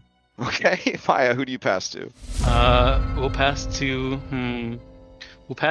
Nim. Okay. Nim will once again try to calm down the Hydra. If you want to use the last expiration, I don't know. I already rolled it. Yeah. Oof. All right. Very good. Seeing that the guy that shot it is done, it seems to be calming down again. All right. Who do you pass to, Nim? Let's go ahead and give it. I don't know. Andronicus, I guess. Go. All right, Andronicus, to you. Go nuts. So everyone's stable except Esther. The Hydra's planning to cool down. Bront has been swayed that he will not kill Esther Julian yet. What do you do? I'm gonna step forward and ask Bront. Can I see to him? Yes. And I'm gonna try to stabilize Julian. All right, give me a medicine check. I believe in you, Andronicus. There you go. Oh, yes. All right. And with a full heart, I ask, 25 rounds. would you guys like to end combat? I shoot the Hydra. I don't know, it feels a little premature. Steve, Oh, sorry, I'm He's unconscious. I'm unconscious. Oh, In his okay, dreams, okay. in his dreams, he's shooting the Hydra. Yeah. Whew.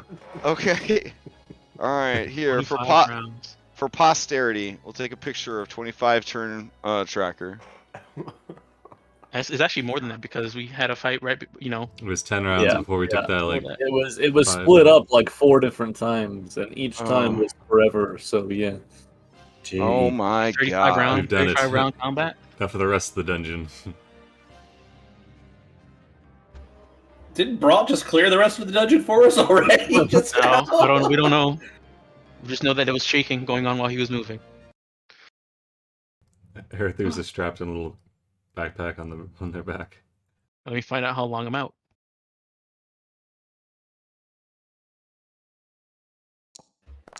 Two. All right. So Julian's just stable at this point. Yep. Yeah, you're unconscious, Okay. so you gotta roll d4 to find out how long you're gonna be out.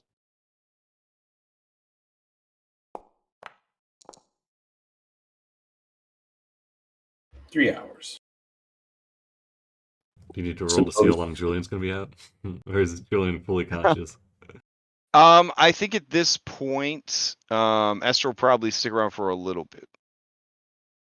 All right. A little bit. I think Julian pushed himself pretty hard. I'm gonna just hang out. All right, I guess the next steps is how do we get Nim out of there? Oh, it's fine. If you get out of combat, if you give Nim a chance, Nim will sort of get the creature to ease up and eventually just sort of go to sleep. Your sense, Nim, is that this creature is ancient and it is lazy and it is spoiled. We're two of soul, this one and I. Yeah, actually, you definitely feel a kinship to this creature. Nim's laying on a rock until you beckon them that it's time to go, and then regrettably they get up and they follow along. One head remains out of the sand, and its little sleepy hognose cobra snoot is just asleep, touching your leg. Nim pats it lightly on the head. He leaves it a little cup of water for when it gets thirsty. All right. All right, can we get off this map, or are we still on this map? You're still on the map. There's plenty more. It's just like the first. I think you made it to the first room. Oh, okay. Then we'll lay on the Bront, rock. As you approach Bront, he backs away, because he does not want to. Doesn't want to go back in. Well, shit.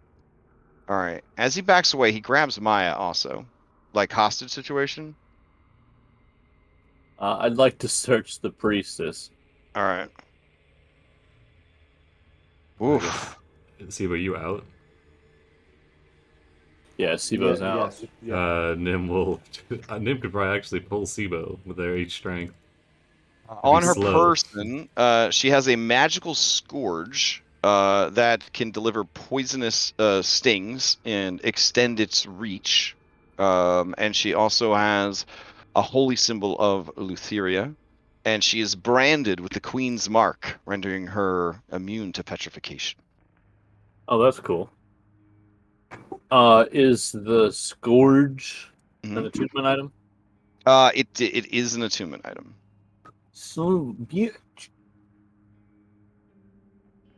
normally it's not a great weapon, doing 1d6 with a 5-foot reach, mostly for punishing people. But when attuned, it can deliver a very nasty amount of poison through its attacks, and then it can also be made to extend its reach. Yeah, the reach part is what I was interested in. Yeah. It'd be nice to be able to do that sometimes.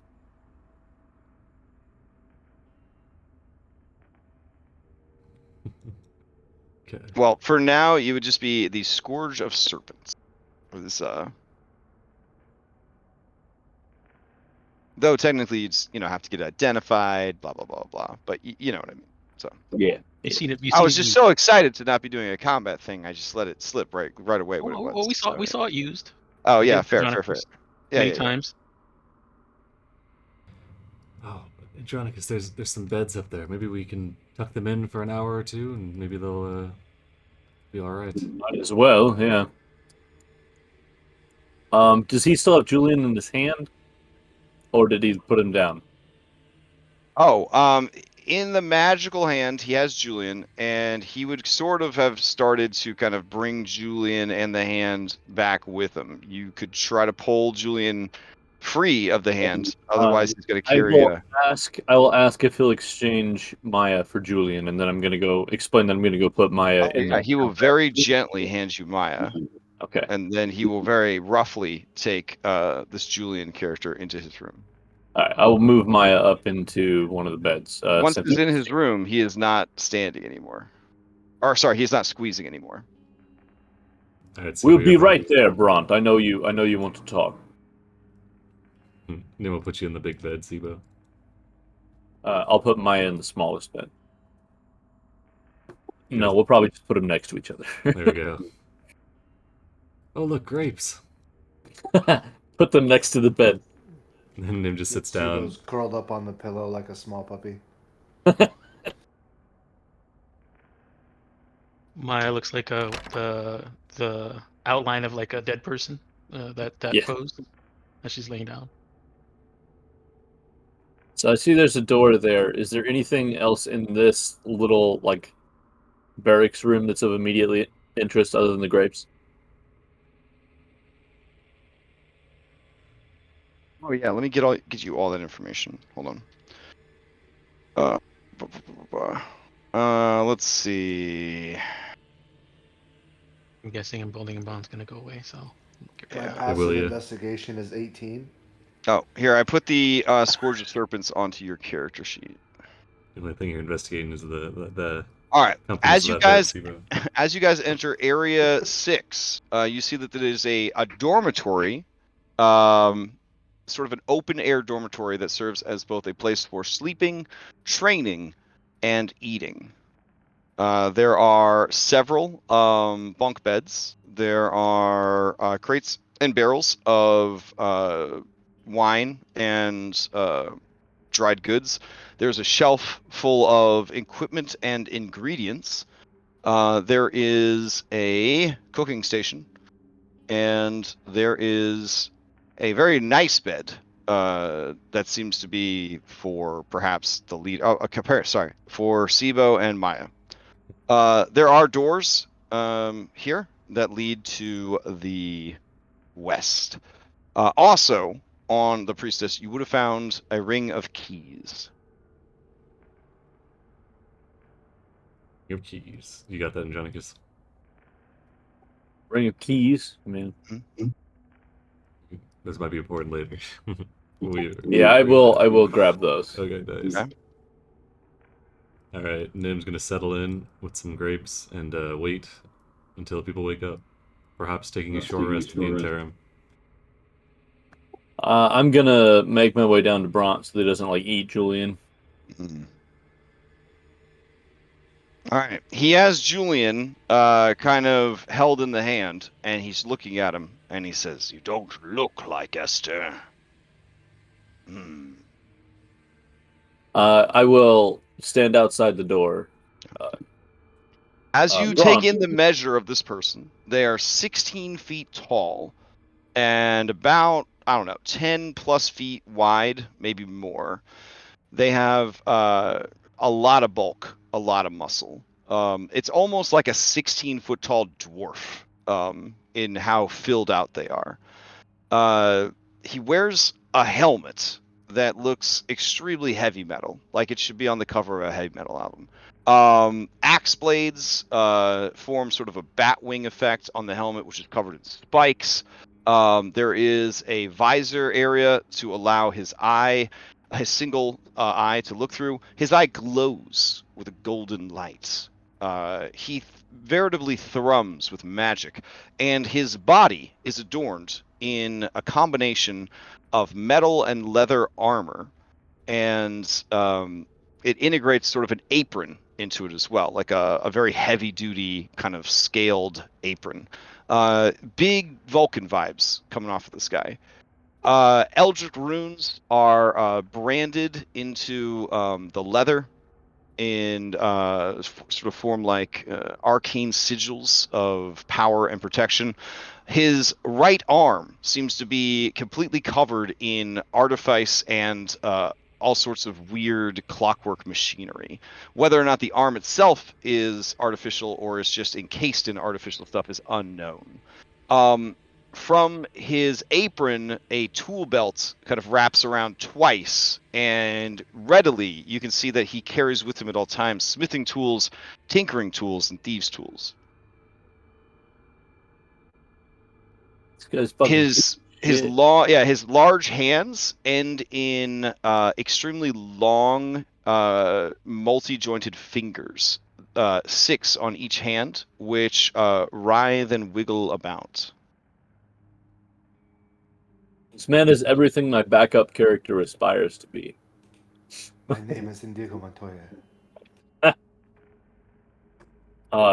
Nim. Sorry. 6 fingers is not correct. Get ready to be super grossed out.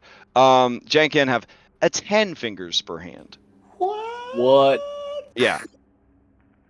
But unlike the other Cyclops with the Gigans with the multiple arms, these guys have a normal 2 arms, but they have 10 fingers on each hand, and all of the fingers look incredibly dexterous, and each of the fingers has like an extra joint in it.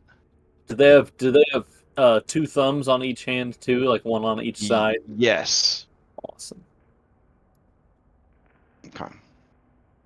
His arcane hand looked like a Genkan hand. Ooh, yeah. that's cool. Yeah, that's cool. Yeah, definitely. Yeah. Good call, Maya. Good call. Are their hands like double wide as ours? Is like a human hand in comparison to their arm, or is there just more crammed on there? It's just like a lot kind of operating out of one huge kind of base.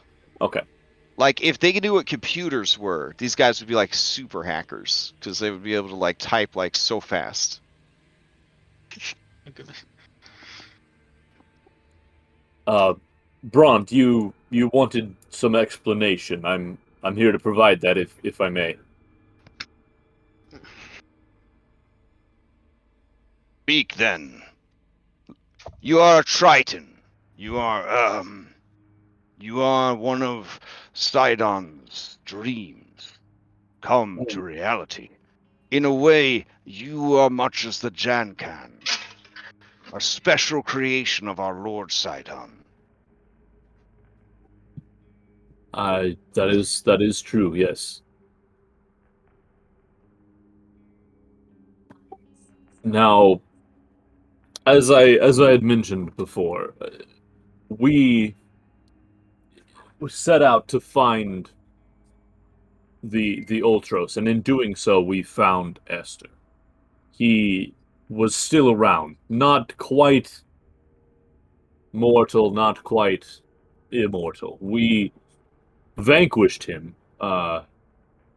but we learned before we did so that he would continue to exist, even if we temporarily banished him. And so instead of having him run amok, we deemed it best to contain him.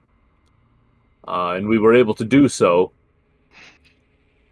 And Julian is the one that carries that burden. And in times of great stress, such as our siege here, Esther is sometimes able to temporarily take control of Julian's body. It's not a perfect solution, but it is the best that was available to us. We seek to right and undo as many of the wrongs that this man That is did. no man. That's creature. That nightmare made flesh brought genocide to my people. Yes, and unfortunately not only yours, from what I know.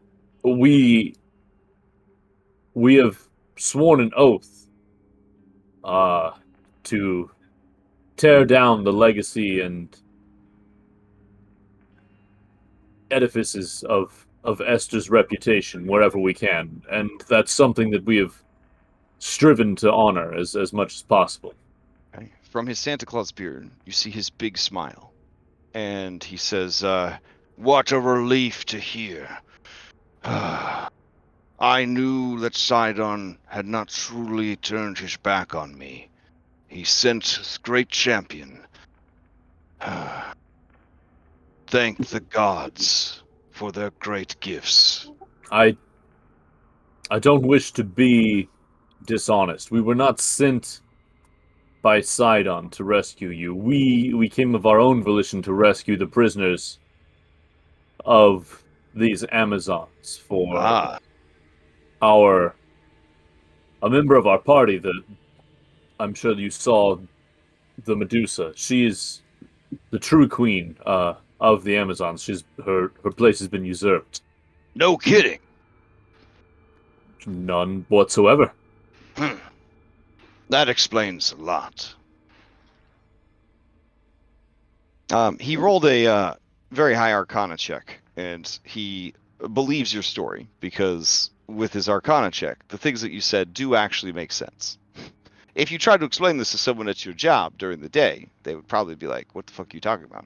But Bront, living in a magical world and being a magic user, is like, it all checked out for him. He looks at this guy and he says, "This small man has taken on a mighty burden, denying Esther the chance at undeath. Truly, he is favored of Sidon. I've been here a long time and not heard stories of your great adventures. Adrastocles, tell me, what have you and this Julian of Mitros been up to in the service of Sidon?" I will not deny that Sidon seeks him. I am afraid it is of a less... The relationship is of a less than savory nature. I can tell from his very handsome countenance and his silver-tongued words, he must have wooed the lovely Yala, or perhaps Halcia, and put them with child. Sidon no doubt wants him to honor what he has done. All right. Nim's got a feeling that Andronicus might be up to something. And sends a message out like, just so we're clear, I think that the big Bront guy, I'm pretty sure he is a big fan of Sidon. Yes, you guys can 100% hear what is going on, because I feel like Andronicus is the sort of dude who matches energy for energy and would probably be talking loudly because Bront is talking loudly. No, yeah, 100%. And I know that we all like to be bold and tell people we don't give a fuck about anything, but just letting you know, I'm in here eating grapes. You've got like 17 health. Might be good to stay on this guy's good side. 26, actually. I agree. I haven't, because I can reply to the message, right? So this is yeah. Silent, hopefully, completely from him. Yeah. I'm trying. I'm not just gonna lie to this man, though. That's not going to work either. Why couldn't somebody else have survived? Nim's just gonna take the bowl of grapes and just climb under the table. Like stress eating grapes? Okay. All right. Tell me, Bront, I am somewhat curious. How did you come to be here? What a story. Apologies. They have made my accommodations as comfortable as possible. And you look around, and as far as prison goes, this guy is like the prisoners you see the news stories about that have like a fucking hot tub in their cell. Like, this is a nice setup. He's got some kind of weird like arcane engine over here, like a generator or something. He's got a work table, looks like it's full of robot parts. Half-built stimfays and weird stimfay modifications and stuff like that. He got a toolbox of just crazy cool shit. He's got a forge here. He's got a schmelter. He's got a cool like fountain that perpetually creates water. He's got this dope treasure chest. Can't tell you what's inside of it. He's got this anvil. So cool. Got this brazier over here that seems to burn within a continual flame. And just the poshest, softest, plushest bed. Looks a little small for him though. Just a little. And he says, "Let me get you a drink." And he ladles you out some water from his fountain. Passes it to you. Giant size ladle. Yeah, right. Yeah. And he says, "I should be a good host here. You may sit upon my bed if you require comfort. This is a long tale." I walk over to here. I climb up the bed using 10 feet of movement. Mm-hmm. His backstory was written by Patrick Rothfuss, so it's going to take me 32 hours to tell it to you, but you're only going to hear about 33% of it. Oh, so it's and then you'll never find out the rest. Yeah. Yeah. and until Sibo's favorite author steps in and just finishes the whole series for him. Mm-hmm. He's actually probably already done it. Yeah. Yeah, he actually he has it ready in case Rothfuss dies, Yeah. and then like a couple of days later he'll contact their estate and be like, "Listen." We all Listen. knew it was coming to this. Yeah, I've got we 7 knew- books ready to go Yeah, and a yeah, spin-off right, series. yeah. It's integrated into my universe. Of course. Here's how the magic system works. All right. So he explains to you that he and his son were a few of the only survivors of Can the. you give us a name for the son? Would he bother to give you a name for his son? I guess if you I mean, interrupt him being to a family ask. man, Andronicus would probably wait for a break and ask if he didn't. Okay. When you ask, he says his son's name is Theros. And while he is brilliant and talented, he is embarrassingly small. All right. Yes. Yeah, so he continues the story. He says, so my son and I were not the only, but there were few survivors of Esther's great genocide. We survived those initial battles and went on to aid Sidon on the great war that was to come. Yes, it's hard to believe, but I am centuries old. My people are said to be immortal, but not unkillable, as Esther proved. We are masters of an ancient and secret rite known as artifice. Nothing would make me more furious than to find out a small folk had mastered such a craft. That would probably push me over the edge, maybe as much as meeting Esther in person. Anyways, let me continue. As masters of artifice, we did what we could to aid Sidon in the war that was to come, and he was the god of craft. Alongside him, we fortified the great tower of Praxis and began to construct a super weapon, a living star bound to his will atop the tower. It could fire the concentrated heat of 1,000 dying suns and disintegrate anything. It was good stuff. Unfortunately, before we could bring the weapon to bear, Sidon declared the war over. I was furious, and I spoke out of turn. I demanded to know why the war had ended, why Sidon had stopped. He told me it was not my place to question his methods, that he was God, and I was but one of his creations. But it never left my mind, like a cut or a burn in one's mouth. A constant, nagging sensation ate away at me, the doubt and the confusion. We were forced into centuries of peace. And over that time, I watched the once brilliant master I had served become. And his eyeball looks left, and it looks right, and he says, diminished. He could no longer craft. He could not understand even the simplest of mathematical equations. When he would look upon blueprints, he would simply nod in agreement. Something had happened to him. He was diminished. He was less. I did everything I could to cover for him. But eventually, the burden of such tasks began to eat away at my resolve. Behind closed doors, I confronted him about his condition, offering to do anything I could to make right whatever had gone wrong.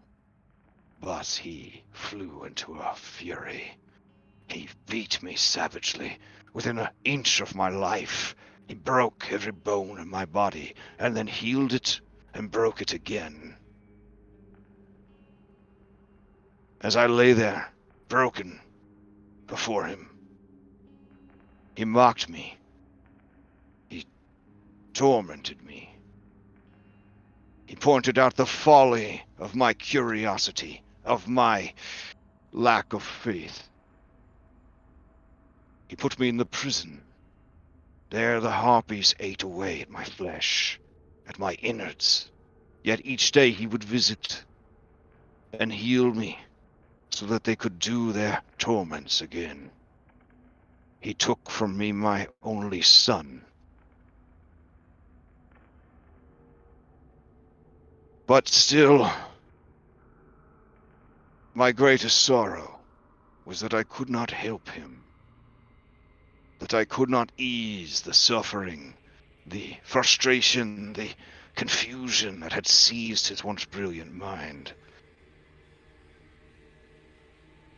Time passed, and soon I was released. But I was not free. I was given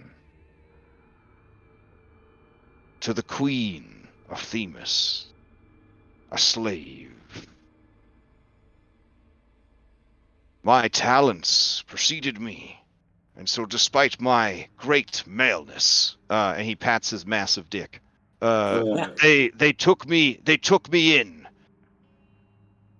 and had me teach them ways to improve their stimfay, create greater and larger versions for troop transport, personal flight, and, he looks over the table, other more exciting avenues. However, they were ashamed of me, and they hid me away here. They gave me all manner of accommodations, but it has been so long since I saw the sun, since I felt the winds of the sea upon my beard. But never have I lost faith that should I prove worthy and repentant, Sidon would forgive me and take me back into his service. Grant, your story it's heartbreaking. My people similarly once sheltered in Sidon's arms, but he's mad. I don't know any other way to say it. He's not as he once was. Something is broken within him, and I don't think it's the kind of broken that just can be fixed. Sometimes anything can be fixed. You're an artificer. You know that's not true. No. I am the greatest artificer, and I know it is true.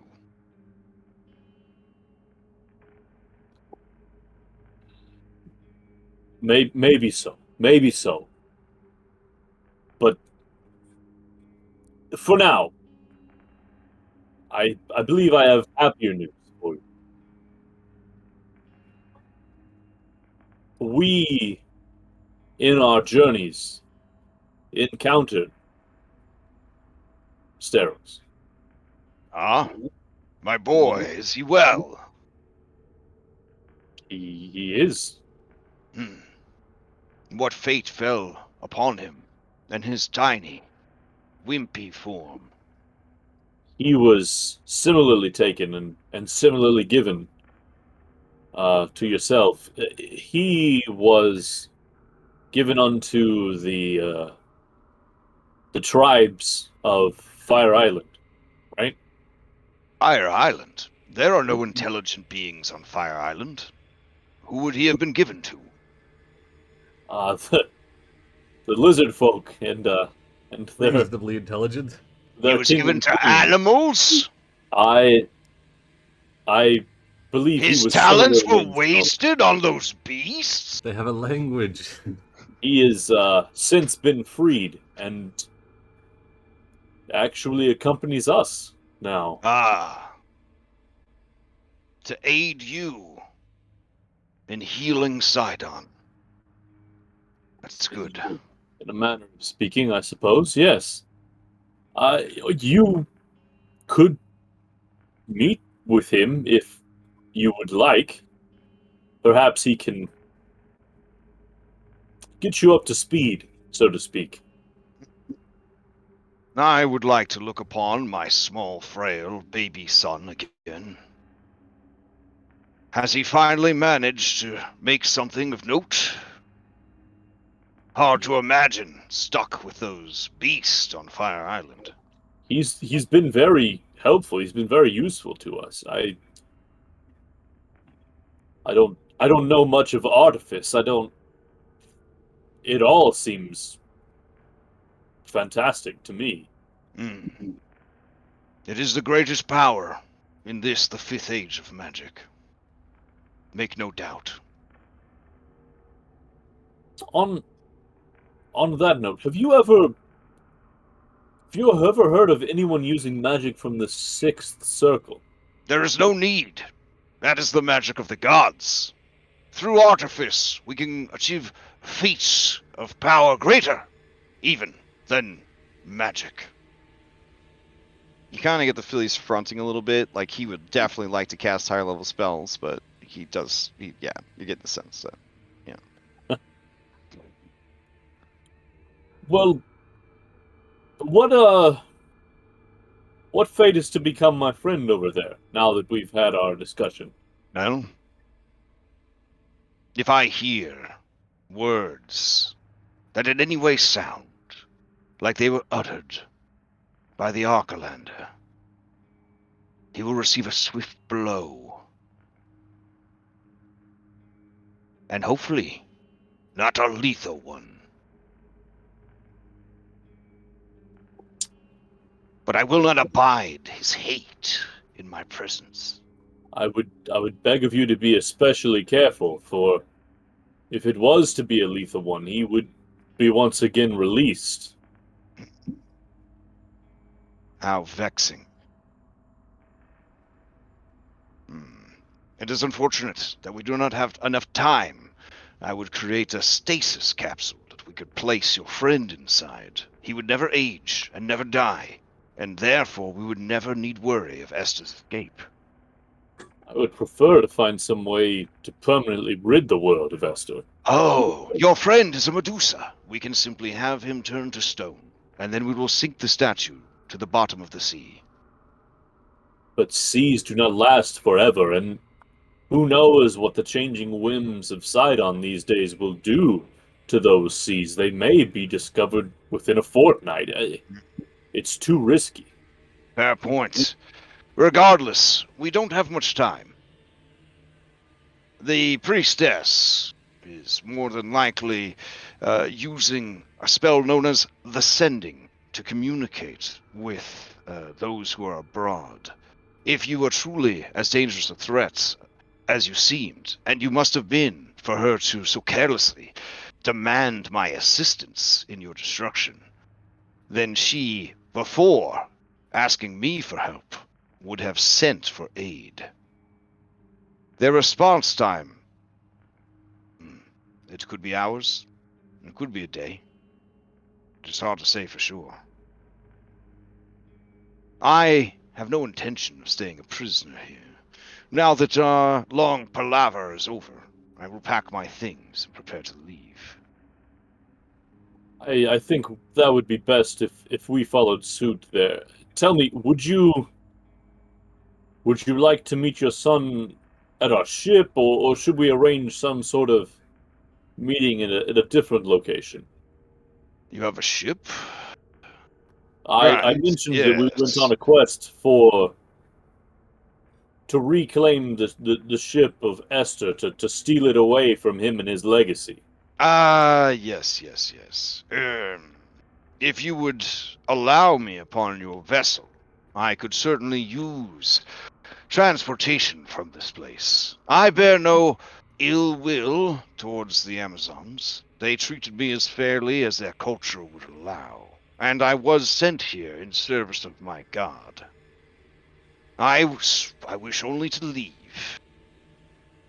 While it would be nice to retrieve from the belly of that beast a certain object of great interest to me, it is not worth it to You did mention risk that recapture. What does it have? A mere trinket, nothing truly of note. But, no, having seen the condition of you and your allies, I don't think that we can ill afford to waste any time on such Perhaps I will return someday, claim the prize. Well, would you like another drink before I begin to pack my things? Sure. Okay. Is there anything I could help you pack? He just starts dropping things into the pockets of his aprons, and they just sort of start like folding up and like shrinking down to go into the pockets. It seems you have it under control. The hand drops Julian off on the bed and disappears. I'm going to take him into the other room with the others. Is that all right? Of course. Please let me know when you're ready to leave. Yes, of course. And I'll pick up Julian. Okay.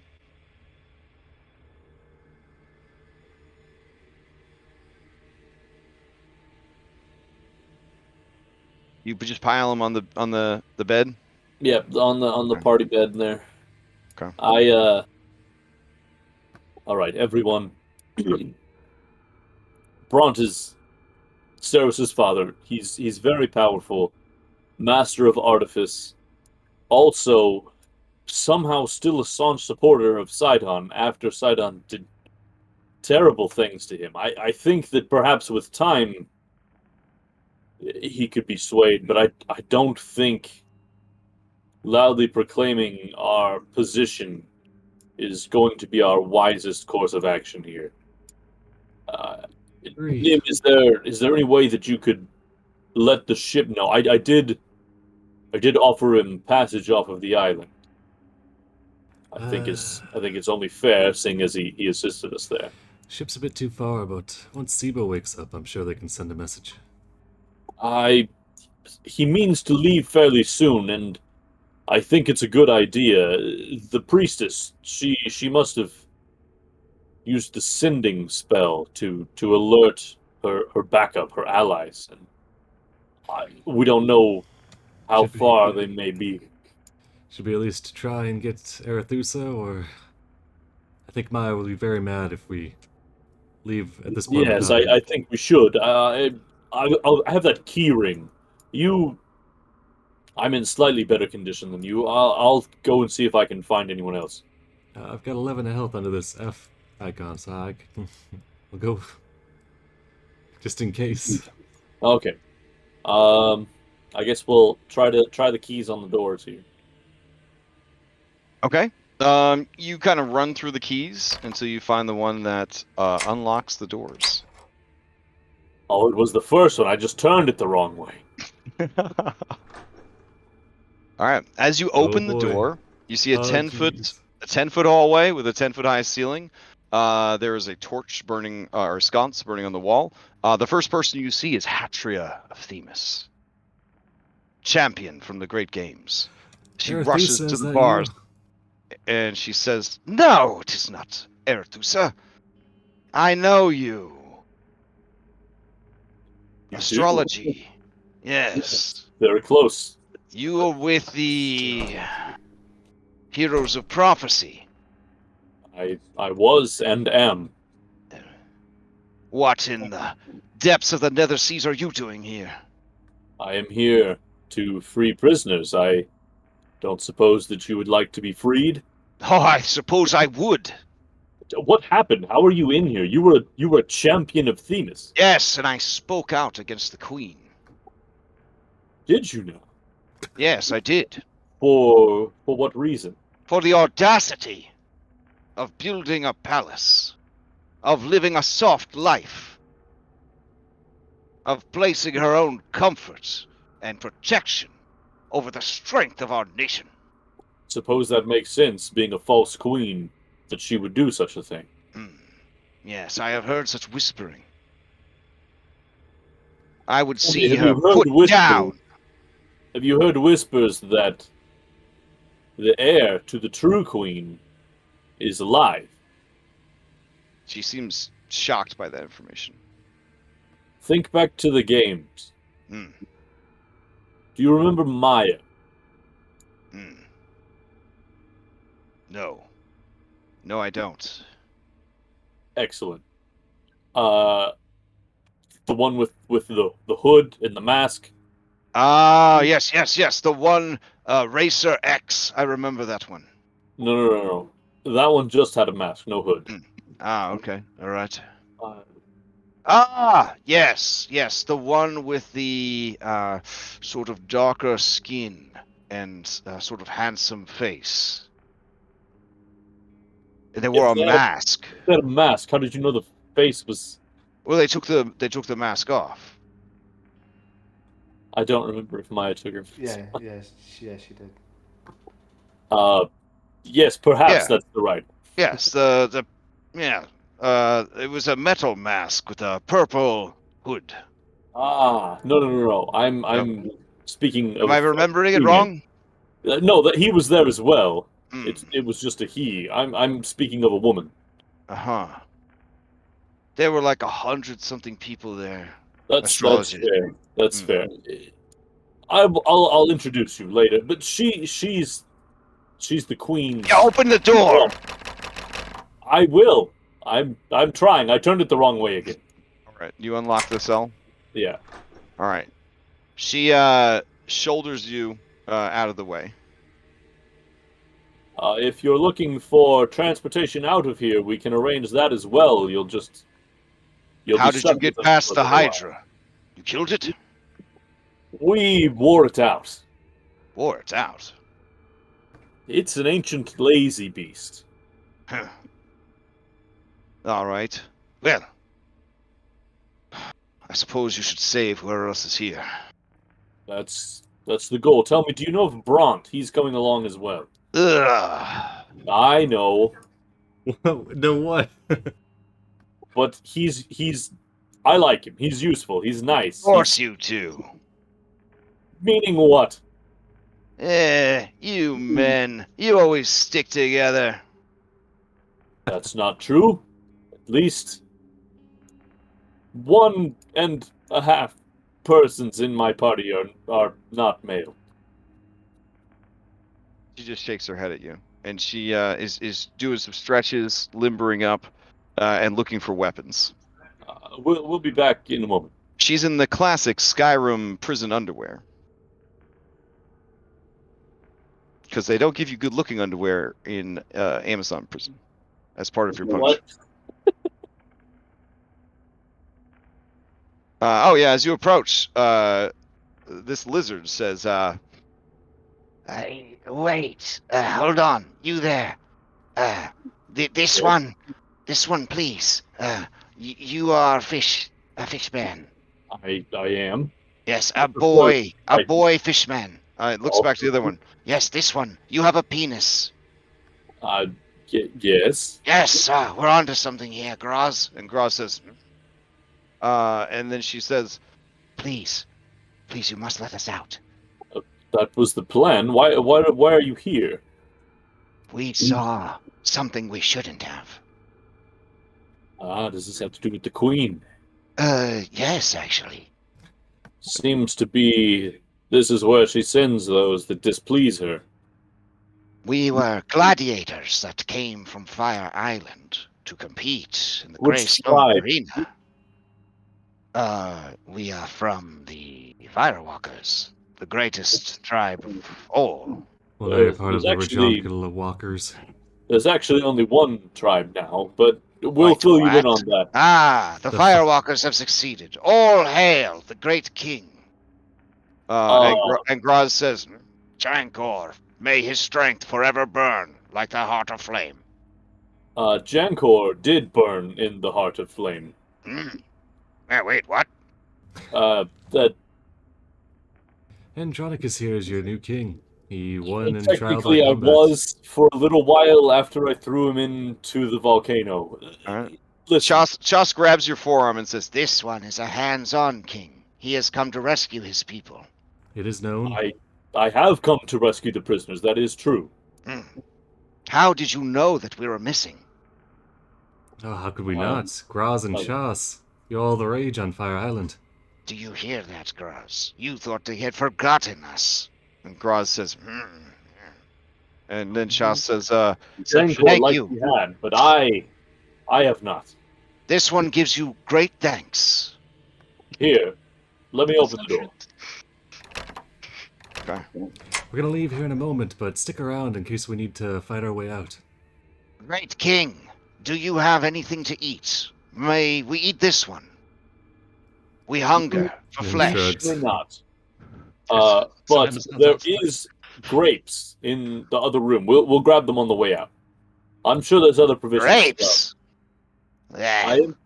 I'm sure there's other provisions as well. All right.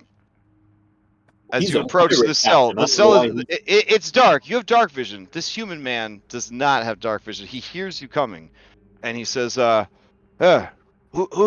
is it? What do you need now? Then we'll cast You, light on Andronicus' shield. Come for more samples? You seem to be quite old for a man on Themis. You hear a chuckle, and the guy says, you got me there. I am very old for any man, but especially a man of Themis. I don't suppose you are doing some sort of rescue mission?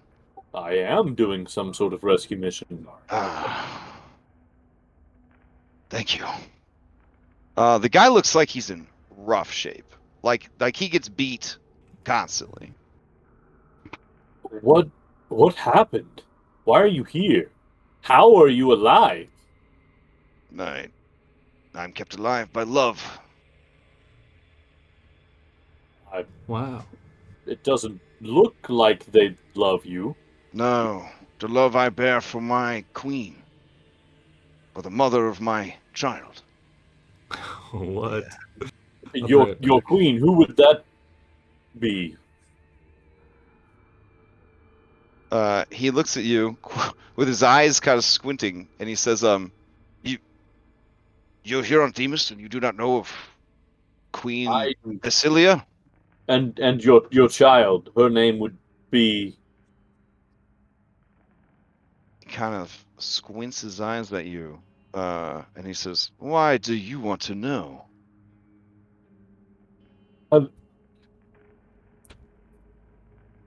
What? Why do you want to know that we know? You heard of your daughter? They told me that my daughter died. She was killed during the attack. Are you aware of what happened? Darian was her name. Are you aware of what happened to the queen during the attack? Yes. She was killed by those she trusted the most. And they have assumed her position, taken her kingdom. And they use me to maintain the illusions that fool the people. This is truly going to be a red letter day for you. We actually seek to restore the throne of Themis to its rightful ruler. And the bloodline is finished. There is no rightful ruler. Are you an imbecile? Are you not following along? That was in fact another lie told by the false queens. Your daughter lived. Interesting. Here, I'll open the door. How? Where? Why?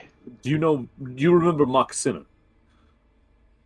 Yes. A beautiful but wily woman.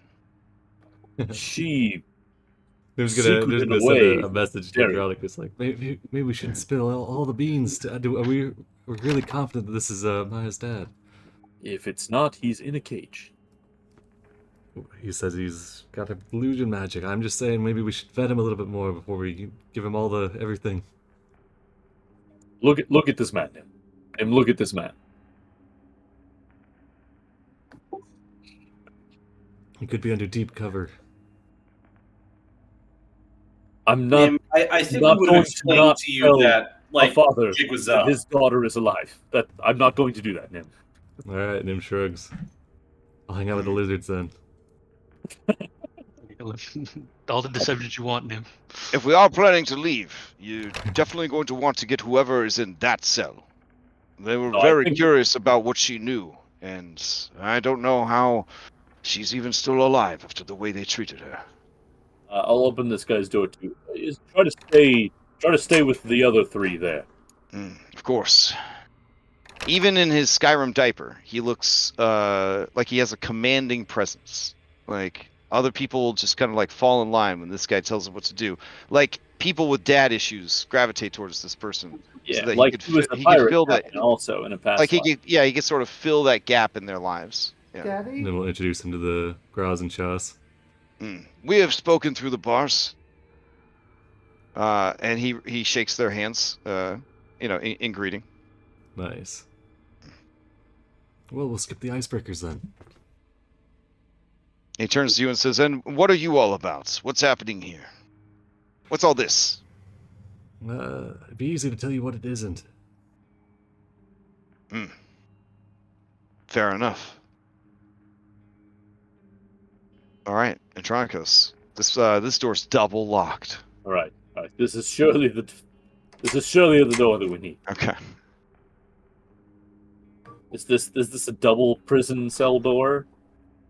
Yeah, but yeah. All right. As you open the door, there's a woman inside, and the woman inside looks like she was beat to shit.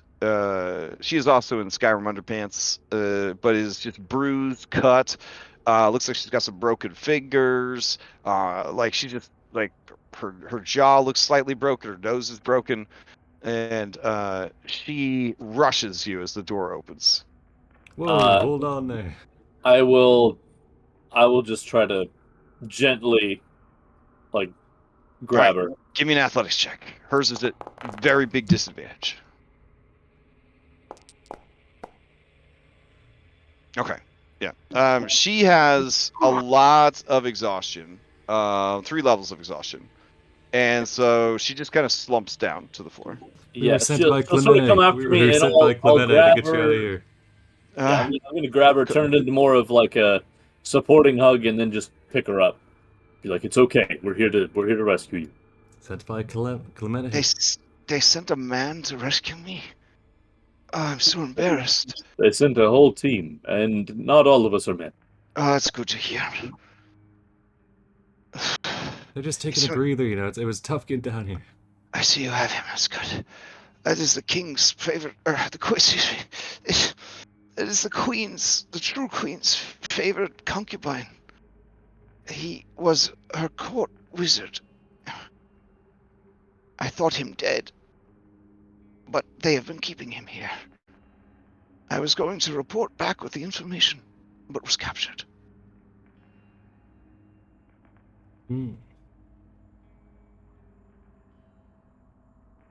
Well, we'll go and meet up with the rest and then fill you in. And I'm gonna carry her. Okay.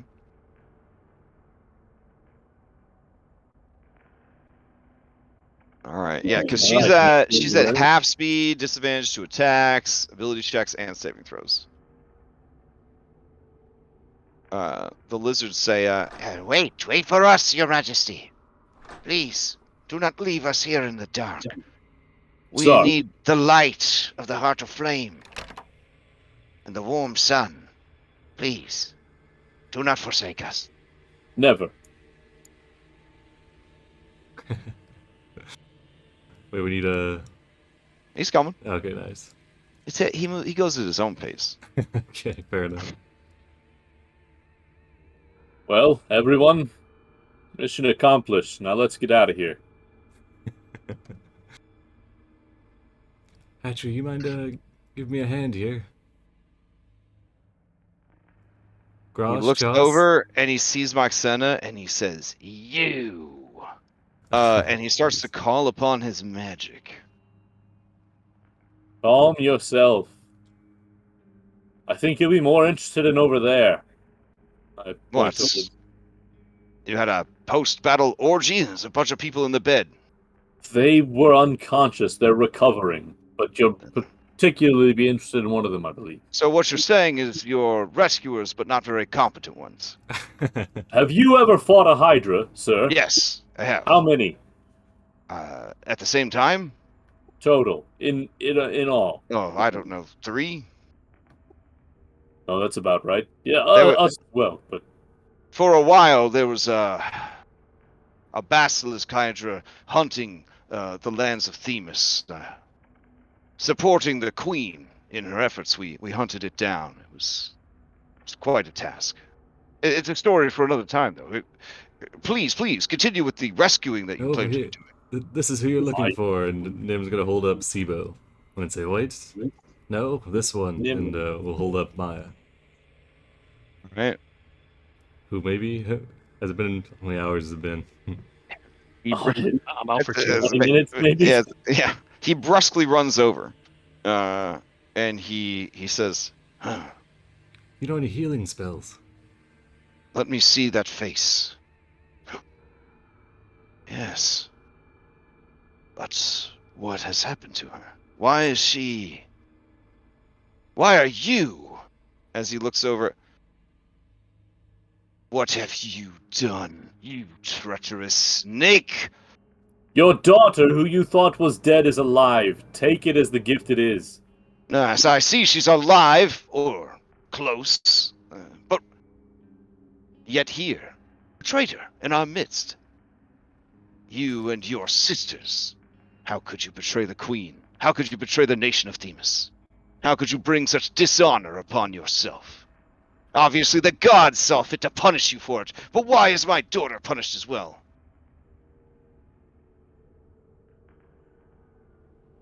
And Moxena just stares at him stoically. On the contrary, they didn't betray the queen, they betrayed the false one that originally betrayed the true queen. Let's drop it all out, all the beans, here we go. Alright, he turns to you and he says, now you're saying that the queen was betrayed by the 2 women she trusted the most. But then those women were betrayed by the sister that they discounted for a fool.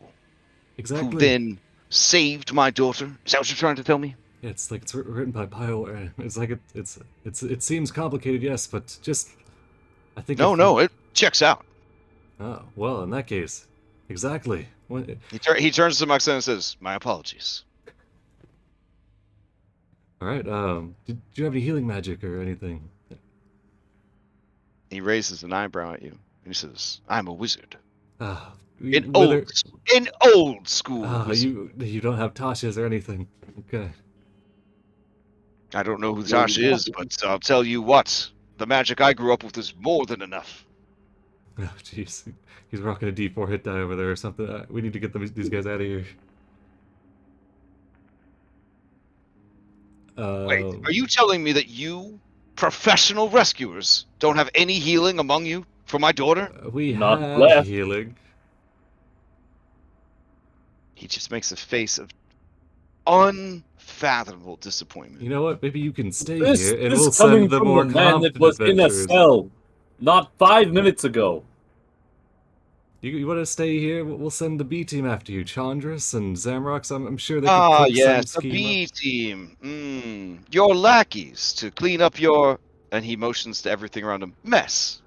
We're fairly competent in other regards, and in this one. Yes, I agree. You're fairly competent. 2 out of 3 ain't bad. And Nim's wrapping him up in the blanket like a big sack. And then we'll gesture to Chas and You hear Braz. Corinna whisper to Moxena, who is this guy and why is he such a jerk? And Moxena whispers to her, that's the queen's concubine. He's very spoiled. She let him get away with a lot of things. A firmer hand would have prevented this sort of behavior. And Corinna nods, thinking about when she has her own pet men, how she's gonna keep them in line.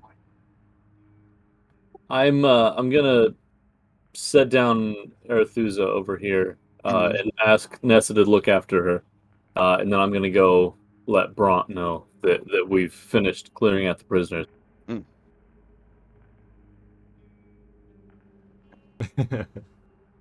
All right. Oh, Bront is oiled up. He's oiled himself up. Says, "Don't want to get stuck in these cramped hallways." That's very clever. It would have been more clever if I reduced myself, but I don't know how. Do you know if there's any way around that sand pit? It seemed like there should have been some sort of secret door, but we never found. There is a door at the end of the hallway. I saw it when I was blowing you up with fire. Yes, that's true. We haven't looked there yet. I suppose we should. I was brought in through the sand. I know you don't like squeezing through these hallways. I'll look in that room. I'll let you know. The Hydra is relatively simple to get past. You just need to play soothing music for it.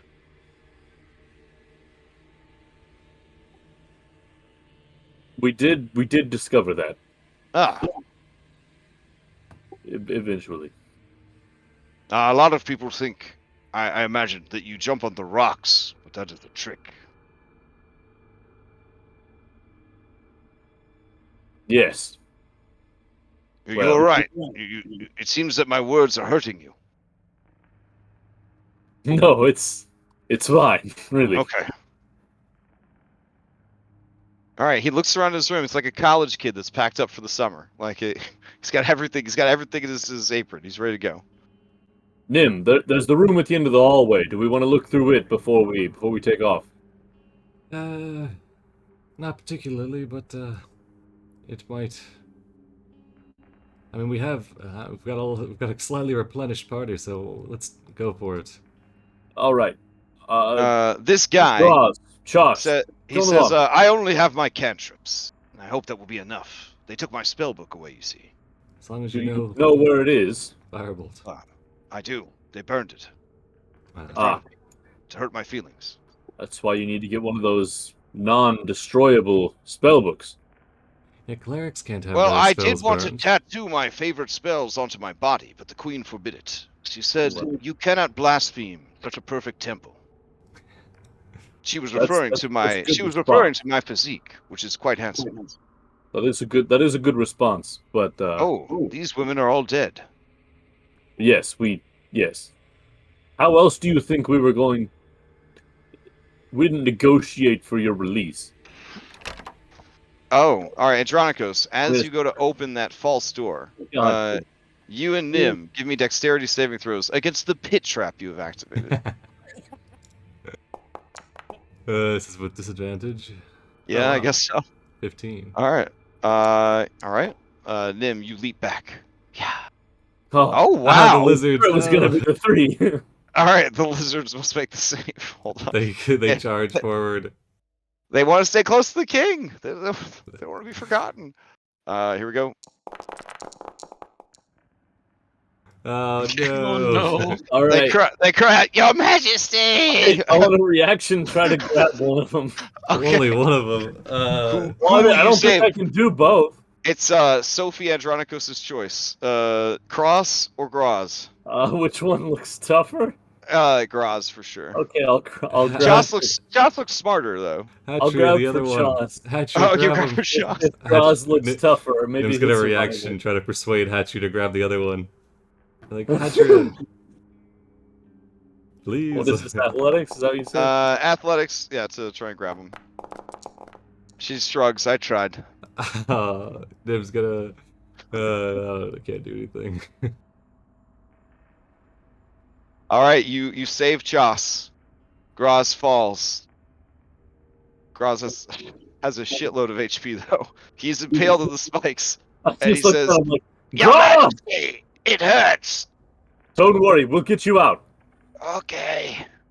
I have the rope snake grab something. All right. And I lower myself down and grab him and pull him back up. Do you think the other door is fake as well? I'm so sorry. A couple went through my body, Your Majesty, like the horns of a tri-horned behemoth. We will get that patched up just as soon as we can. Such a good king. He's really concerned about the everyman or lizard. Chas says, You Your know- Majesty, I understand that this one has much on his great mind, but there are many unattended foods in the hallway. Perhaps, The one at the end, it's slightly burnt for you already. You can have that one. They slither off and immediately begin to devour her. Because Jeez. fuck her. Androcles looks over, and he looks a bit disgusted, but he looks over at you, Andronicos, and he says, "You're a man of culture, respecting foreign values. That's good. A good leader understands his people." He was a strong priestess. He was a strong fighter. They believe in their culture that when you ingest someone, you Oh yes, I'm quite versed in the people of Fire Island. I enjoyed our time there, and not just because I got to throw a king into a pit of lava. Back here, the B team is like, "Well, I guess we're just carrying these guys ourselves." And they pick up Maya and Esther, and they all. Then we got Sibo. Yeah, we brought Sibo with us apparently. So it felt like the door wasn't a real door when I did that. Like Oh its yeah, only purpose you is to trigger you the knew trap. immediately. You were like, "God damn it!" All right, well, seems we've explored the limits of our possibilities here. Nim, just play some music. I'm pretty Turns out exhausted. that's all you have to do. Oops. Okay, I'm gonna let Bront know that we're leaving.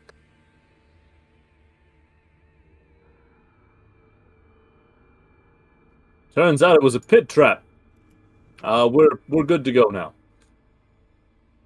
all right, we'll get It's Raining Men going. Kyra looks at you and says, "Really? Wow. So who did you pick up while you were in there, Nim?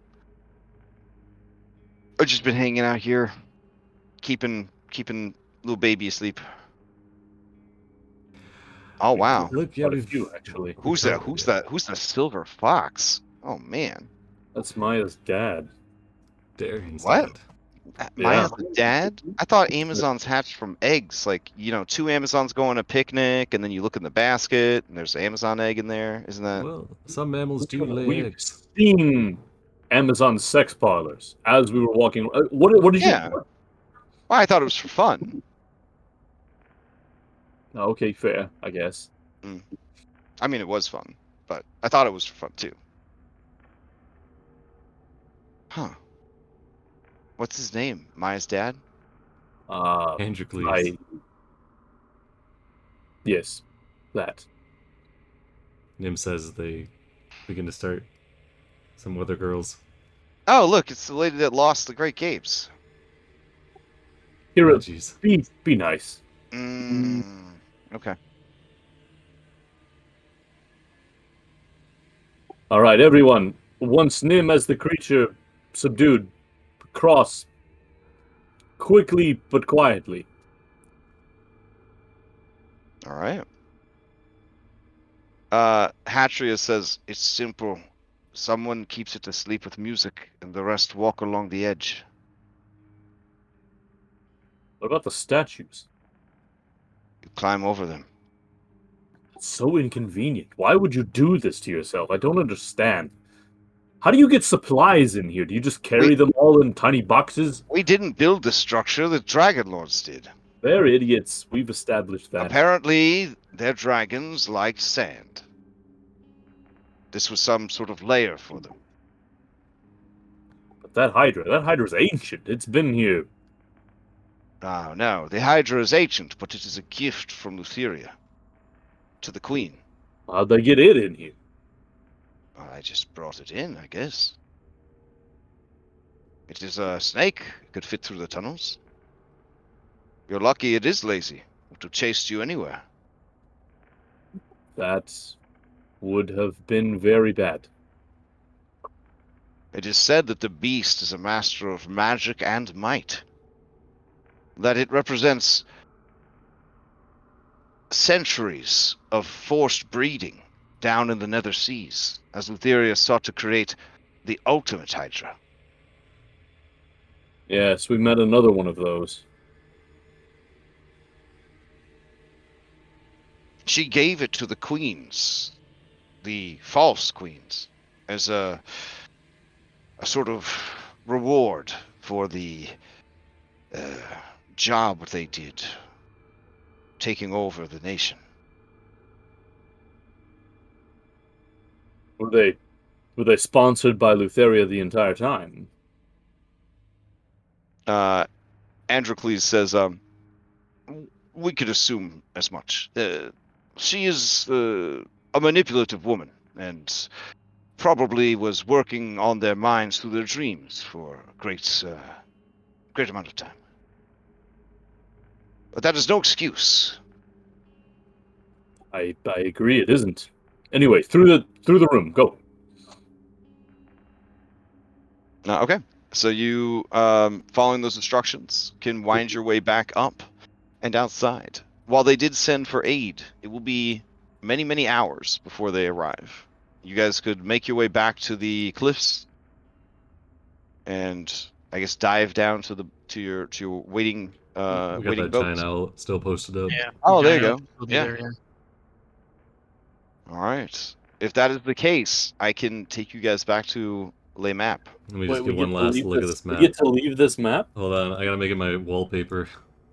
Here, I'll just give you the copy of the map. Here you go. Nice, If you want so much. Yeah, make it so we can come back to the Fang. Can you make it like discoverable in our just so I can come back? I mean, once Maya takes over, she could give you guys this fortress. Oh man, think about what. Then you could be here all the. You could retire here. So much room for activities in the sand pit. I'm gonna dig out all the sand in here and fill it with water. We're gonna come back here and sacrifice that that Hydra. Come back here. Oh jeez. Before we go to end the campaign, that Okay, yeah, stop by. Next episode is finishing up final episodes. Yeah, we'll stop the here. wish spell. I don't want that sand hydra around anymore. Finish the campaign. 7-year time skip before the post game content. First session of the post game content. Come back here, kill this hydra. Got it. Oh my god. Yes. All right. First session starts after. If we ever do go to the nether, if we at some point if we go down to the nether seas and we meet Humorous, that's gonna be a problem. All right. So I guess around the time that you guys have gotten out and you're waiting by the owls, Maya, you would come to, right? Okay.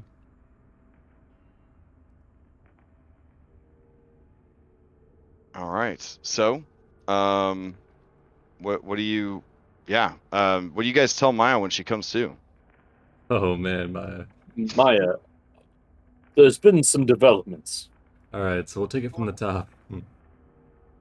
So we found first we found Steros' dad, who is also a Genkan, and he's got a kind of side on. Maybe steer clear of the complicated relationship. Oh, we invited him on the boat as well.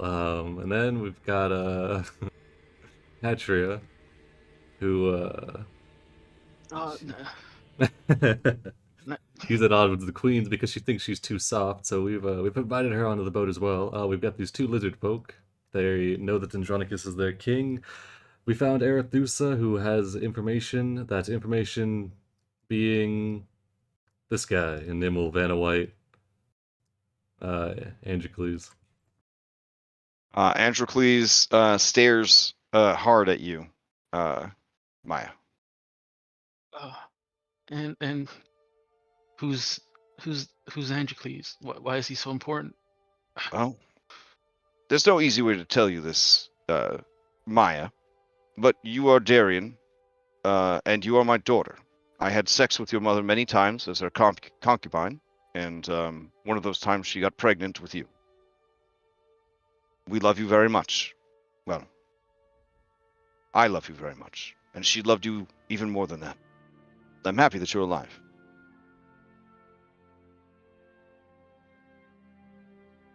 Let me see. Hold on, check something real quick. Exhausted, sleeping for 2 hours. This revelation. Hold on 1 second. Hold on. Would this be? I guess it would be a wisdom. She's really good at these. Okay. Let me just see something right here. See how. Okay. Yeah. Wow. Wait. Oh, because I'm next to Andronicos. That's why. Okay. She looked like she was about to faint. Mm-hmm. And then says, so my father, Mm-hmm.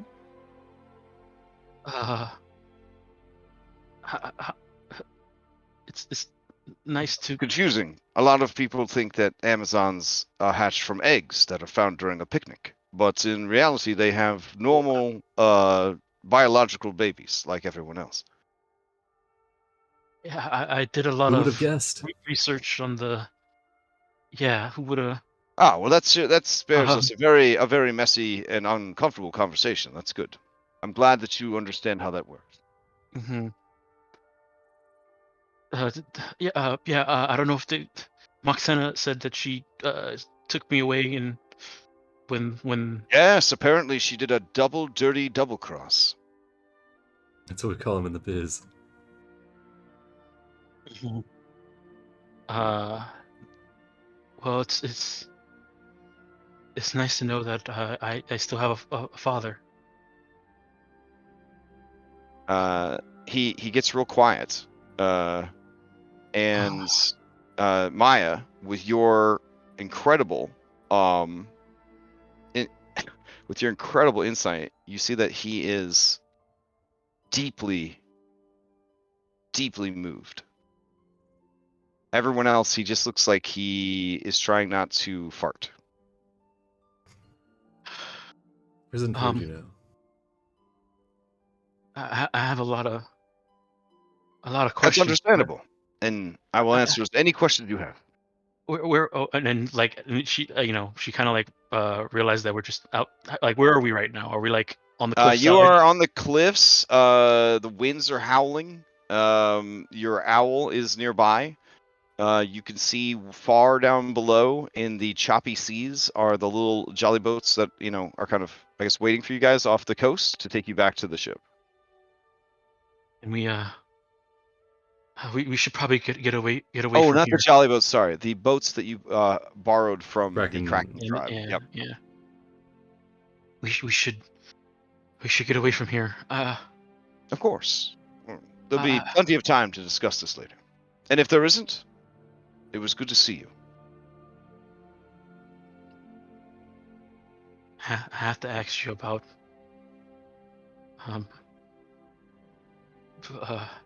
many things.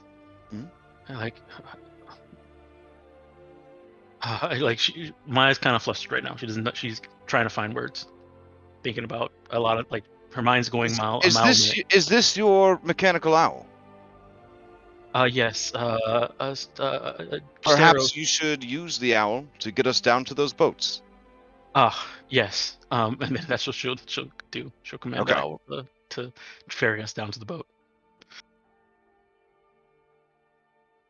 All right. Bront looks at the owl. He looks at himself. And he says, I've got this. And he takes a what looks like a sort of wrench out of his belt, and he just walks off the edge. And then he holds the wrench above his head, and then the wrench kind of just feather falls him down. Nice. I thought for a second there, I thought it was an immovable rod. He was just gonna. Just keep and then like all the way down. God, that would hurt your arm so much. Oh my God, that'd be the worst. He's a giant. I'm pretty sure his strength is high enough to hold. Hope he's a strong swimmer. All right, so back in the ships, the Kraken tribe is surprised, and they say, "We are surprised you survived." I am. Yeah, same. It was quick. I felt like we were in there for 3 weeks. 4. They look and say, less than a day. Like less than a few hours, honestly. Well, let's get to rowing then. Hatria. They all kind of give her like, looks in comments of respect, and she just accepts them because she deserves them. And then she says, "Move over. I will row."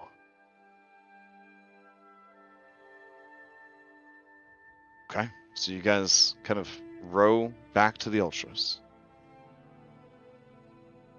Is that the plan? The Yeah, Ultras I think picking so, you guys right? up? Yeah. I think that's the plan. Okay. Yeah. All right. Step step 3. What do you guys do about? Well, you know what, Julian? I think basically every time it looks like you're about to wake up, Bront just like concusses you again. So I think eventually, you would probably just be in control of one of the times you wake up, and we'll say you're back at the driver's seat. But this dude's got no patience for that guy. So Julian, you kind of rejoin us. Sibo rejoins like us. how I think bad you'd a wake up. congestion You'd do wake I up. Yeah, have? yeah. I mean, it's D&D. We don't have to worry about this. They've got a gag over your mouth, and whenever you We wake up, don't- Nim sends you a yeah. message, and based on what fly at the back, they nod it, and he goes ahead and knocks you out. We don't have to worry about injuries in this game. Only crazy people play with those optional rules. So yeah. You're fine. Crazy people. You wake up and you're on the Kraken ship and it's rowing away. And the guy's staring you down. Bront is just like staring you down. And Julian would have heard his comment about small folk being artificers as well, right? I mean, maybe, yeah. All right. Well, I mean, I've been filling everybody in on what cautions to take around Bront so that he doesn't murder us all. Well, Julian just is feeling very embarrassed about the whole thing right now, Okay, and sure. will uncharacteristically shut his damn mouth. Okay. All right. Seeing that you are quiet and respectful, Bront continues to aid in the rowing of the boat, and he nods to you, and he says, "It is good to see you at last, Julian of Mitros, favored of Sidon." And he's just rowing. Julian just nods along, keeps his mouth shut. All right. Whoo. So, Sibo, you come to, surrounded by your many adoring companions. They're cradling you. They're brushing your hair. They're like tending to you. As you're waking up, Nessa says, "But, like, Kyra, couldn't you have just like healed him?" And then Kyra says, "Well, yeah, but one, we didn't know the situation with Julian, so better just to let him keep getting concussed. It's fine. He doesn't use intelligence for anything, I don't think. And then with Sibo, guy needs his rest. I mean, he's been through a lot. She went to heal him, and he just passed out. He's like, nah, better not." He like comes to it. He's like, "Counterspell." He could have woken up. He was at 1 health. He could have woken up at any time. He was just really tired. That's true. It kind of had that vibe, I think, yeah, of like you kind of are awake enough to know that like a bunch of beautiful like women are like taking care of you, and it's like, well, why stop that? You know, like, yeah, okay. Nice. And so you guys do hear during the boat ride, Corinna is getting all sorts of mad Amazon tips from Moxena about how to care for your man. And like the best places to stab somebody, to rupture internal organs and basically cause poison. She explains that all beings have poison inside their body. It's just about figuring out how to let it out.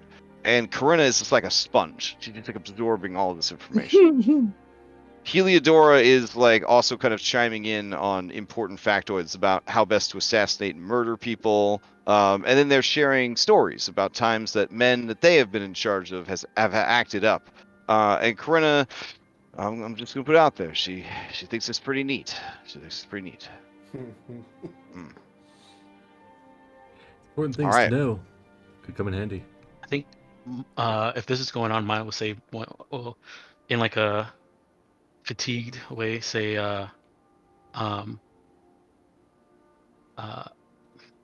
one of the things that I want to change or do for Themis is make it so that the women here are show so much strength, or have so much strength that, you know, there's no need for to mistreat their male. You know, make it sure that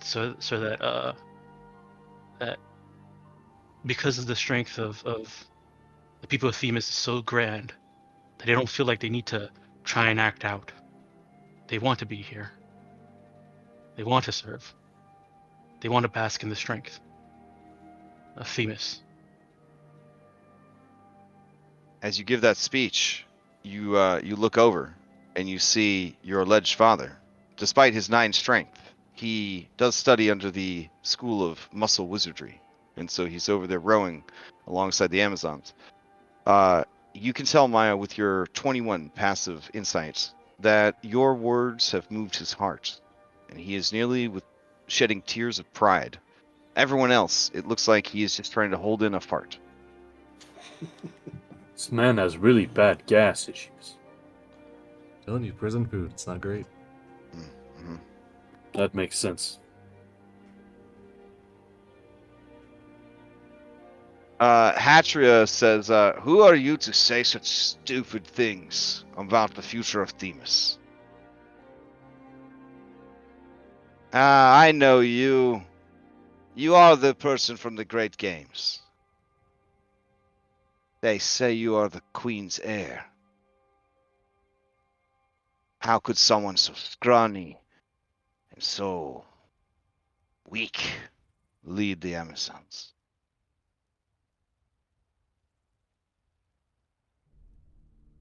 Everybody in the boat gets real quiet. Maya doesn't have an answer. You've seen how many Amazons she cut down in there. Ah, so you speak for our future queen. Should I expect to see you curled up at her feet by the throne? If she wants it. Meh. Maybe the queen, the queen hasn't deemed you worthy for a reply yet. They've got a lot of things on their mind. I, Hatria Themis, will do whatever I can to aid you in the downfall of this false queen.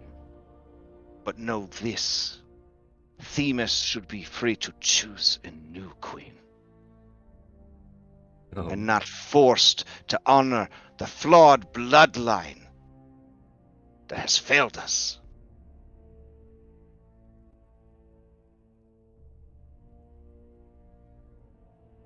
I'll take your word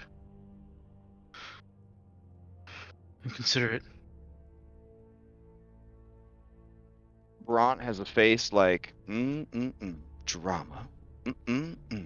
You know that if TV existed, Bront would watch a lot of reality TV. Like, he's into this shit. He is into this shit. He was in prison a long time. Yeah, but he's also very happy about, like, the wind. He's rowing a boat, and there's a sea spray. Like, this dude is very happy. At least someone's having a good time. Yeah. He's in his element. Alright, we've got our beat up crew here. So you return to the Ultros then, and this was a sanctuary for you, and you guys could long rest. Hell yeah. Oh my god. As soon as we got close to the boat, though, Andronicus would be like, Nim, start messaging people. Let them know what they shouldn't talk about. Nim's just laying over the side of the boat. Almost half past. Kyra says, I don't understand. Why are we taking racist uncle to the boat? Let's just throw him over the side. He likes Sidon so much, just give him to the sea. Because sometimes people need to be gently led to the truth. And also we've got one of his family members on the boat. It's just we couldn't find his dad. It's not that hard. Would you say that to Sibo? She looks at Sibo, and they share a knowing look. And she says, never. We're Sibo, we will find your dad. Yes, we will. Listen, I know him well enough to know that you're bullshitting me, but the point is sometimes you do things to people. Yeah. Fine. I wanted you to be different than those who came before, and you definitely are. God. Don't get me Listen, wrong. it's been a rough day. I can deal without your sarcasm right now, Mum. I am trying to cover Be up. very sarcastic. Yes, And you're succeeding and hurting my feelings. No, there, it's not about that. I'm not trying to hurt your feelings. I just don't. But you're succeeding. Fine. You know what? Fine. I'll jump in the water. And she throws herself off the boat. Well, Julian, I think it's becoming increasingly obvious where you get your streak for drama from. Your father, he's a very sensible man. Your mother. No, that's where you get it. You hear a gasp and a sputter, and Kyra pulls herself back out of the boat. She says, "There's so many sharks. There's so many sharks down there." Nim pulls their hand out of the water. Wait, who are you again? Andy the Snowman? I can't remember. You do notice that Kyra keeps looking at Bront, and it's that same sort of like awkward, like I don't know what to do with this guy, and this guy's existence makes me sad, that she kind of has when she looks at Steros. Same.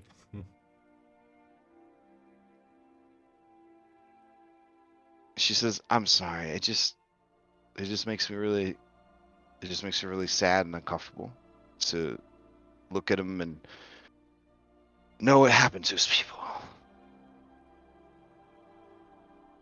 And I guess he's like an endangered species or something, so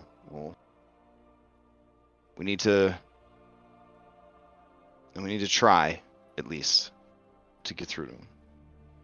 It is about 50-50, you know? This is the first time, I think ever, I could say that you are fairly representing the goddess of wisdom, Andronikos. Thank you. Yeah. No, yeah. That's fair.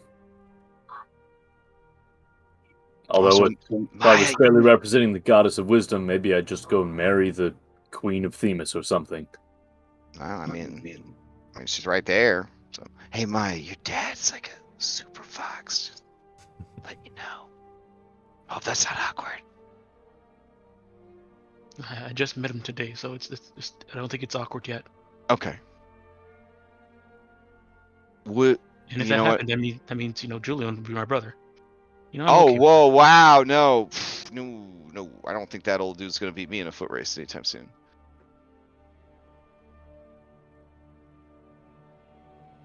That's true. Maya did, though. Maybe he'll be your father-in-law. Oh, so awkward. And then Julian would be... Oh, wait, that would make me the Queen of Themis. What do you say, Maya? You see that Maya squints and ruffles her nose. Uh-huh. Yeah.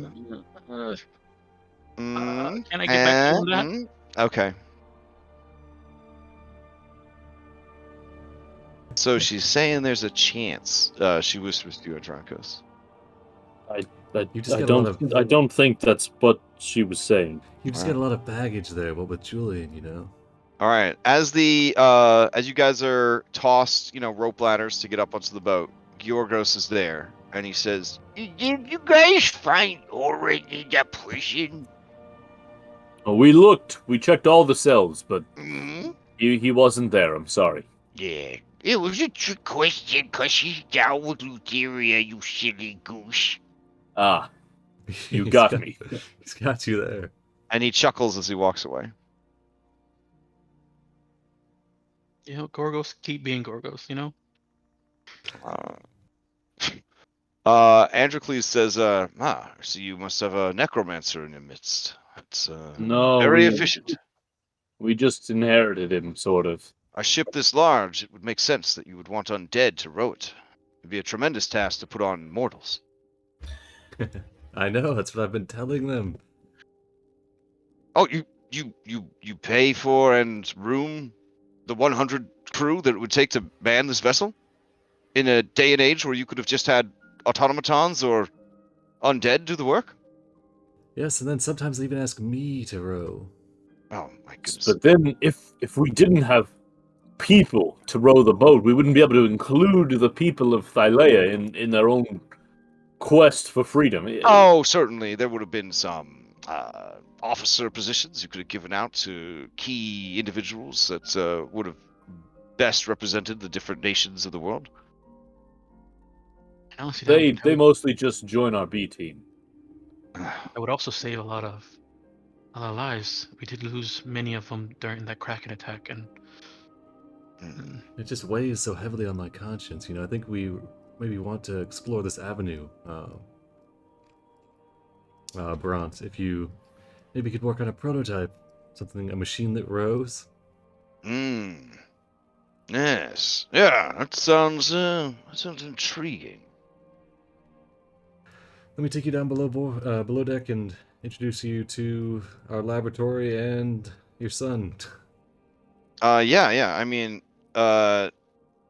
Since everybody got messaged, Theros is there. I guess we could go over to the ship. Really, we're piling all these dudes on the map.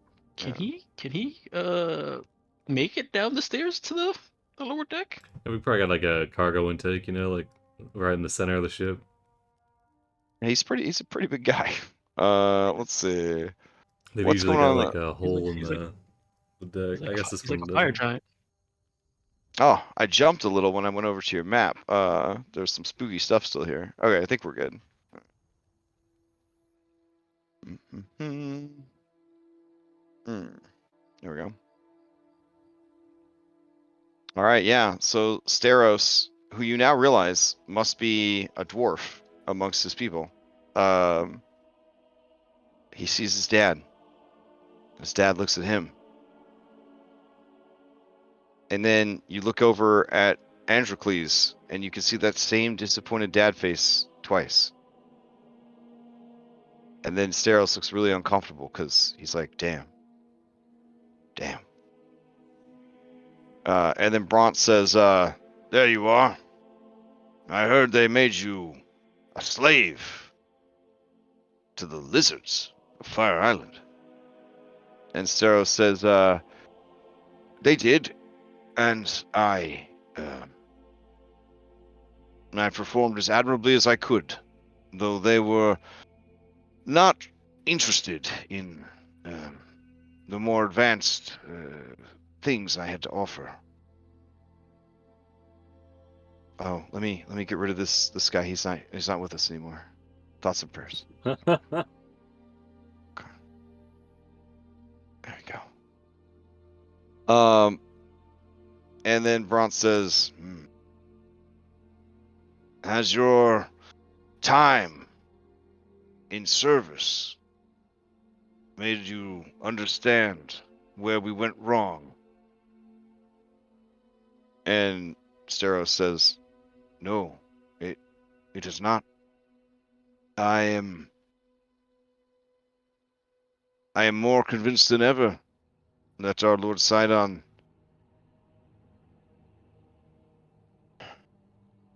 is not the same God who created our race or lifted us up to greatness. He is diminished, as you said, Father, and he is consumed by a desire for revenge that has blocked out his sight of anything else, including reason. Surely you can see this too. Please, tell me that you understand. And Bront gives him this face. And he says, your lack of faith is disappointing. Here we are, aboard this ship, painted in the Lord Sidon's colors. His champions, rescuing me and these others. And you would be so insolent in front of them. And everybody is like trying not to make eye contact with this guy now. Like everyone's just looking like off into the horizon. They're like excusing themselves. Like you've got sailors that are just like desperately looking around for a different workstation to go to. I'm gonna start gesturing like and sending just regular crew members away. And Tim's gonna Bront, look at like, the risk Bront. of being concussed again, your son speaks the truth. You said you were the favorite of Sidon. I did not You say carry that. wanted- you carry his great enemy inside you. I A do. prisoner. Bront, Mm. may I ask, when you have a creation, a craft, does sometimes in order to improve it, to make it better, do you have to take it apart first? Of course. If something has been used and then and worn and begins to fail, does it make sense to take it apart and change out pieces and put it back together?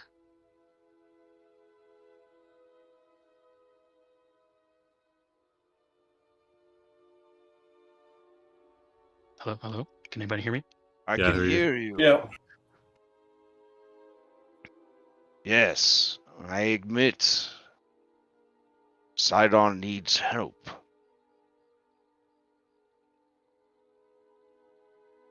And that is what I intend to do. Is that not why you are here? Is that not the true mission of your group? Our mission is to save Thylea. Save Yeah. Thylea? What Mhm. danger is the great tree, the earth, the world in? When the Stormlord that powerful seems to be falling and hurting and not right, it's a great danger to his mother. You're saying that Sidon poses a threat to the world itself? The way he is now. You know what he did diminished. to his siblings. He squints his golden eye at you. His siblings? You speak of Thylea. No, I No. speak of the others. The other who? The other what? The other gods. Ah, the false pretenders, the No, five. the No. other native The gods. other Ah, Titans. the smaller gods of the rivers, the streams, the The forests. ones that Sidon and Lutheria in their madness consumed.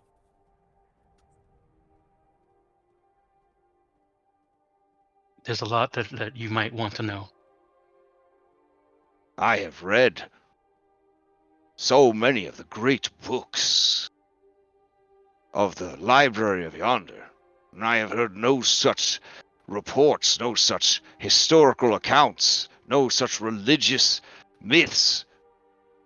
There is the twins, the two children of Kentamane and Thylea, given dominion over the lesser gods and spirits of the world, custodians of this great and beautiful place. There were many more. I have spoken to one, Halcyon. I know that Halcyon, that is the Halcyon. door. That is the No, daughter. You are used her name. confused. They have used her name. I spoke to her through Thylea, her mother. She's at the heart of Fire Island, where Sidon and Lutheria had her imprisoned.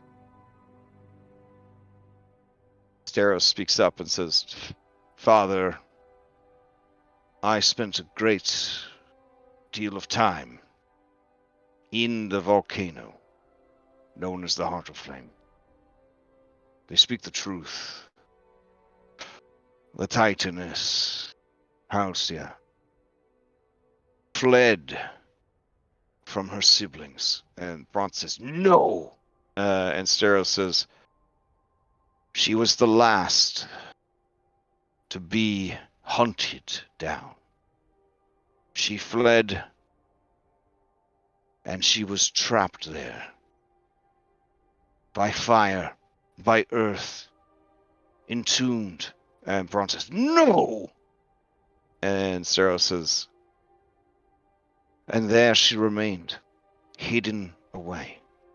Our people have been lied to.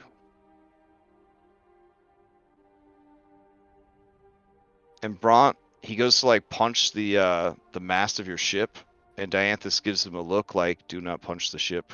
And then he just flexes his 10-fingered hand and kind of just stomps over to the side of the ship and just roars out at the ocean.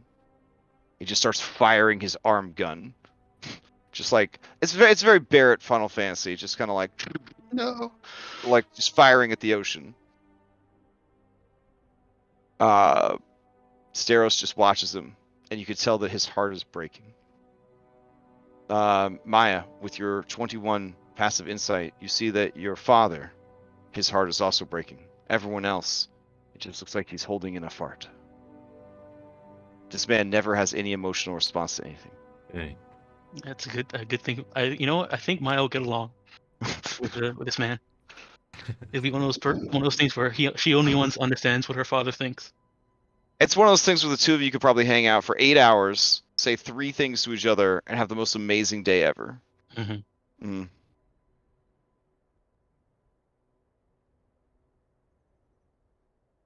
When Bronn an outsider comes up to Maya, is like, "You guys must not really like each other." He talks so little. Like, what do you mean? We need a very in-depth conversation. Yeah. Bronn kind of yells himself out, and his arms slump. And he looks back, and Steros says, "You're the most brilliant man I know, Father. Please, at least open your eye and your mind to the possibilities. Go with us. Travel and learn the truth. Or learn what there is to know and find truth for yourself."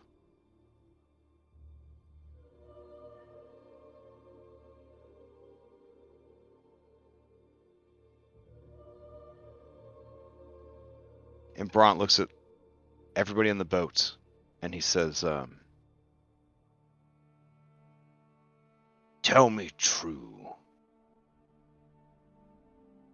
This ship, I heard them say,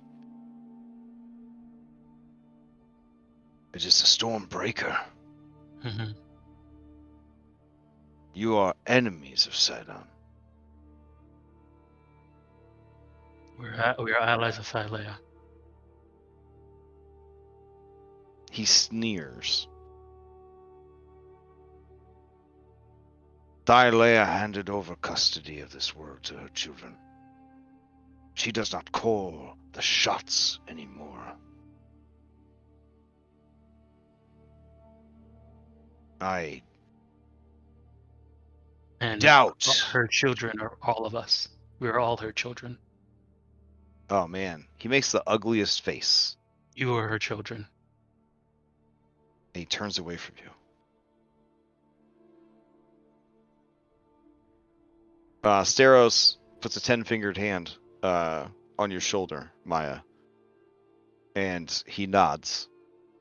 And he says, "Father, I cannot speak for this fellowship, but I would be honored to have you travel with us. To learn, to understand what motivates these people, why they take such risks. I have kept many secrets from them. To protect them, and also to protect you, should we manage to find you.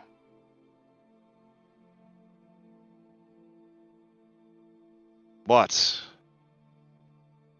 I believe in what they're trying to do. Father, they travel with Versi, the Oracle, his daughter. She attests The path they are on is preordained. They must stand against him. Someone must. For his bloodlust and his desire for vengeance will bring about destruction worse than any the world has ever seen.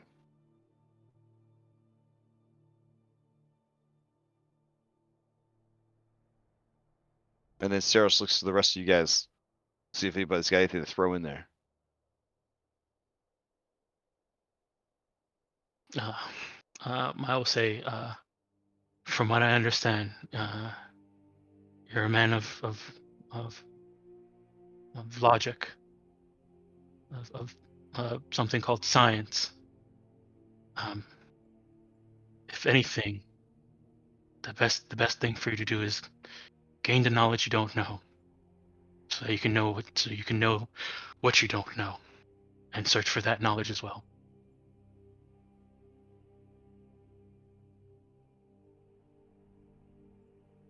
Hopefully we can help you find that knowledge.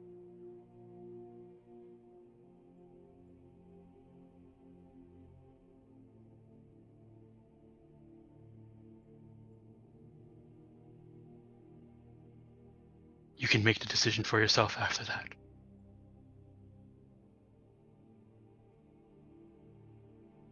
He turns back and he looks at you and he nods.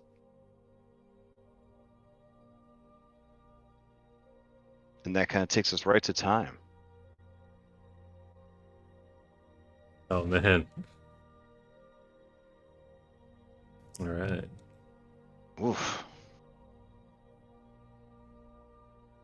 We did it. We made it out. Oh my goodness. Closing that arc. Either that or we're all unconscious and this is what we're Oh dreaming. no, the Yeah. Hydra. Yeah, we all went unconscious. We're just dreaming about this right now while in prison. Oh man, yeah, that would be rough. Actually, next session it's Mythic Exiles. We never left. No. Oh no. All right, today No. we're gonna get that roof built. Yes. I really want to No. make No a more pie. Nim, dude. All right. Whew.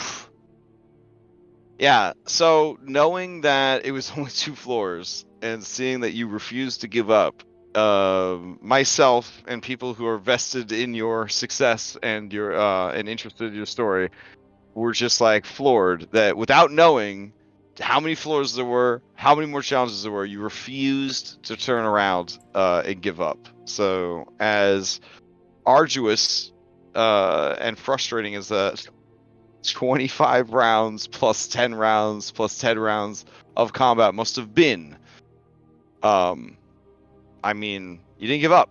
So, and like Better or worse. it very much could have just been cool. That's the first room of the dungeon. Here's the next room of the dungeon, at the next room, but the next room, the next room. But you stuck it out. Either way, Wow. that if that happened, at least we had gotten past humorous. That's the goal. That was the goal. We've already won. Like we could have got past humorous, found out there was more, and then maybe leave after that. But at least we got through humorous. Cut our losses. There are people out there who live by logic and numbers and math, and they do not believe in luck. But I have seen too much in my 28 years of DMing to not believe in luck. I very much would die on that hill. That first D20 from Andronicos to wake up. First roll of the session. So Gotta get a couple rolls that don't suck. yeah. There was nothing modified about that lady. She was the same Amazon champions that you would fight over and over and over again in this arc. But like she just challenged you guys at everything you tried to do, made every crucial contested roll, made every save, just made your lives miserable. It's just a normal ass, not legendary, not Paragon, just regular ass, NPC Amazon. It's just to me like you see something like that and it's just like, oh my god, it's just, yeah. And then everything everything that could have like challenged you, every nat one that forced you guys back into the room, or woke something up, or brought somebody back. It was just so hard to just like watch these things happening. And I was like, this is why some people play with hidden rolls. So they could just be like, well, you did it. Yep, it's over. Yep, yay, you did Turns it. out that Amazonian only had 11 health. Wow. Yeah, yeah, whoops, okay. But like, that was hard, and they did what they were trained to do. They fought as hard as they could to hold that place against you. But you guys, you got it. Oof. All right. From this experience, we'll know exactly what we need to do when we fight Amazons. Leave. Well, I mean, you still have to take down the queens. Yeah, so. keep them at range. It was like time for the next arc. Yeah, we finished Themis. Yeah. It was like, well, that maybe was instead tough of island. fighting it out, we take a political approach and lead a revolution. Let the people sort it out. Well, the good news is we get to level up after a long rest, right? Well, the milestone is the completion of Thebes. So it is not complete. So no. No, I mean, depends on your perspective of complete. I mean, no, this is not a fucking point of view argument. No, we're talking about the Fang. If not Maya, from a certain point of view. No. When Maya says the Themis arc is over, the Themis arc is over. Maya, you don't need this. This is too much. No, we got to see the thrilling conclusion. I gotta, fulfill my my mom gave up her life for me. So yeah, I'm gonna talk to Versi about just slaughtering everybody, and we'll just oh god, move on. Mommy Versi, everyone on this island is like coming on to me. It's making me feel really uncomfortable. You do hear Kyra explaining to Chandras that she found out Amazons don't hatch from eggs that you find in your picnic basket. And he's like, fascinating. And then they're kind of, going over the research. Falana joins in. They've learned so much about the Amazon species. I show them the book about that weird temple. Yeah. They're nothing like the Picklesaurus. Whew. All right. Okay. Sums it up. All right.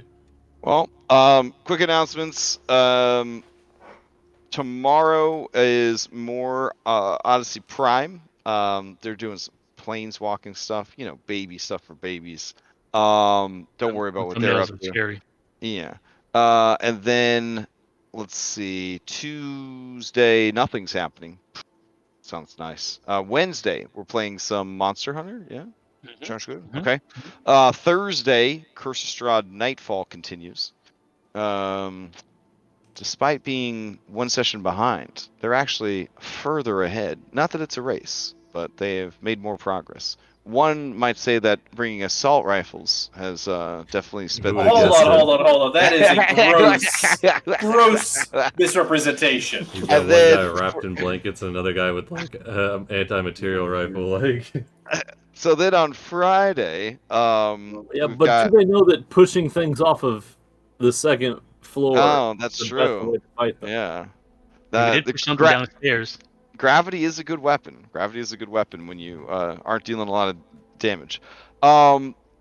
Let's see. Friday, we got another vodcast. If you didn't know, Dom and I hang out for an hour on Friday. So we talk about random stuff related to tabletop. And last Friday, we talked about the third-party content we're most thankful for. It was pretty nice. It was pretty nice. Pretty cool to talk about all the stuff that people on the server and the chat appreciated. And we talked about what me and Dom appreciated from third-party content. So it's pretty cool. And then Saturday, Red Hand of Doom continues. Saturday night, I'm running another session of my Curse of Strahd Classic, but that doesn't get streamed or anything, but I don't know. It's worth mentioning because it's actually a really fun game. So imagine this angle. Curse of Strahd Isekai, but you start as well-equipped, trained adventurers from the Sword Coast that actually know what they're doing. Kind of a weird pitch, right? Out there. Yeah, and then Sunday morning, Curse Daybreak continues, and then Sunday night we'll be back here. So a very busy week. There will be some Christmas games coming up on the server. One of them involves saving some kids from Krampus. One of them involves killing Santa Claus. So look for those. Those will be benefiting Extra Life if you decide to sign up for those games. And you'll also get a free copy of the adventure because both of those are going to be published in early December. And then there is some other playtesting stuff going on. It's free to play because it is very raw playtesting. Like the playtesting session that we had, we actually learned so much from the playtest that we ended up revising quite a bit of the adventure. But we're working on a series of adventures that is coming out starting in January, and we're kind of constantly looking for opportunities to playtest it and looking for playtesters. So if anybody's interested in doing that kind of stuff, just let me know because it'd be much appreciated. And I think that's all my announcements. Anybody else have any announcements before we adjourn? Yeah, I got one. Should we go ahead and take a long rest? Oh, for sure. Yeah. I have one announcement. I put out the game listing for my Cyberpunk campaign.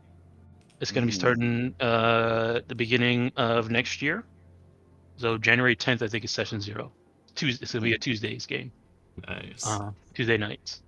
Still working on my character for that. Mm-hmm. So well,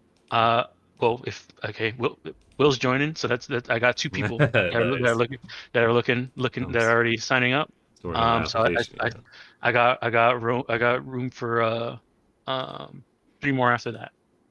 So apparently the sweet spot for Cyberpunk Red is 4, not 5, but I'm gonna go with 5.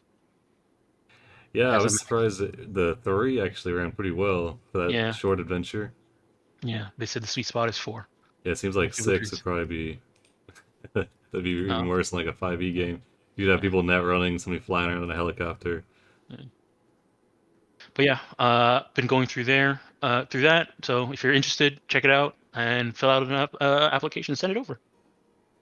Nice. All right, sounds good. Anybody else got a announcement or anything before we adjourn? Nothing here. Oh, also, people are being contacted about prizes from Extra Life. So if you recall, every $1 donated was a chance to win prizes that have been donated by people in the community, artists, dice makers, drug dealers, adventure writers, VTT people, map makers, all that stuff. So that everybody should be getting contacted about that stuff. Today, tomorrow, the next day, that kind of thing. And we'll try to get that stuff out as quickly as we can. Sorry for all the delays. I was waiting for all of the people on our team to kind of lock in their donations, and then Pokemon came out, and I don't really have any excuse other than I played Pokemon for like the last week instead of doing all my other responsibilities. And I had a really good time.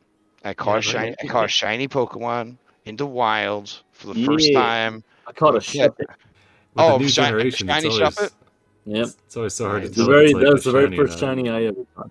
It's very hard in the open world to tell if it's a shiny or not. I just saw this fucking banana off in the distance, and I was like, "Why is there a banana?" And I went up, and it was a shiny. What are them guys? The ghosts. Sableye, yeah. Oh, nice. And I was like, that ain't natural. And I've been playing since the game first came out, like in like '98 or some shit. And like I've never encountered a shiny in the wild. Like I've hatched a shiny, but I've never just had one in the wild in the entire like 2.5 decades that I've been playing the fucking game. I'm not like a shiny hunter or anything, but like you would think statistically, Yeah, you would have run into one. in 2.5 decades, I would have run into a goddamn shiny. My kids run into like 3. And yeah, in 2.5 decades, you did run into one. Yeah. So yeah. That's what it takes. I was just like, I was like happy, but I was also like about goddamn time. Goddamn time. Anyways, if you haven't played it, it's so good. Bugs and all.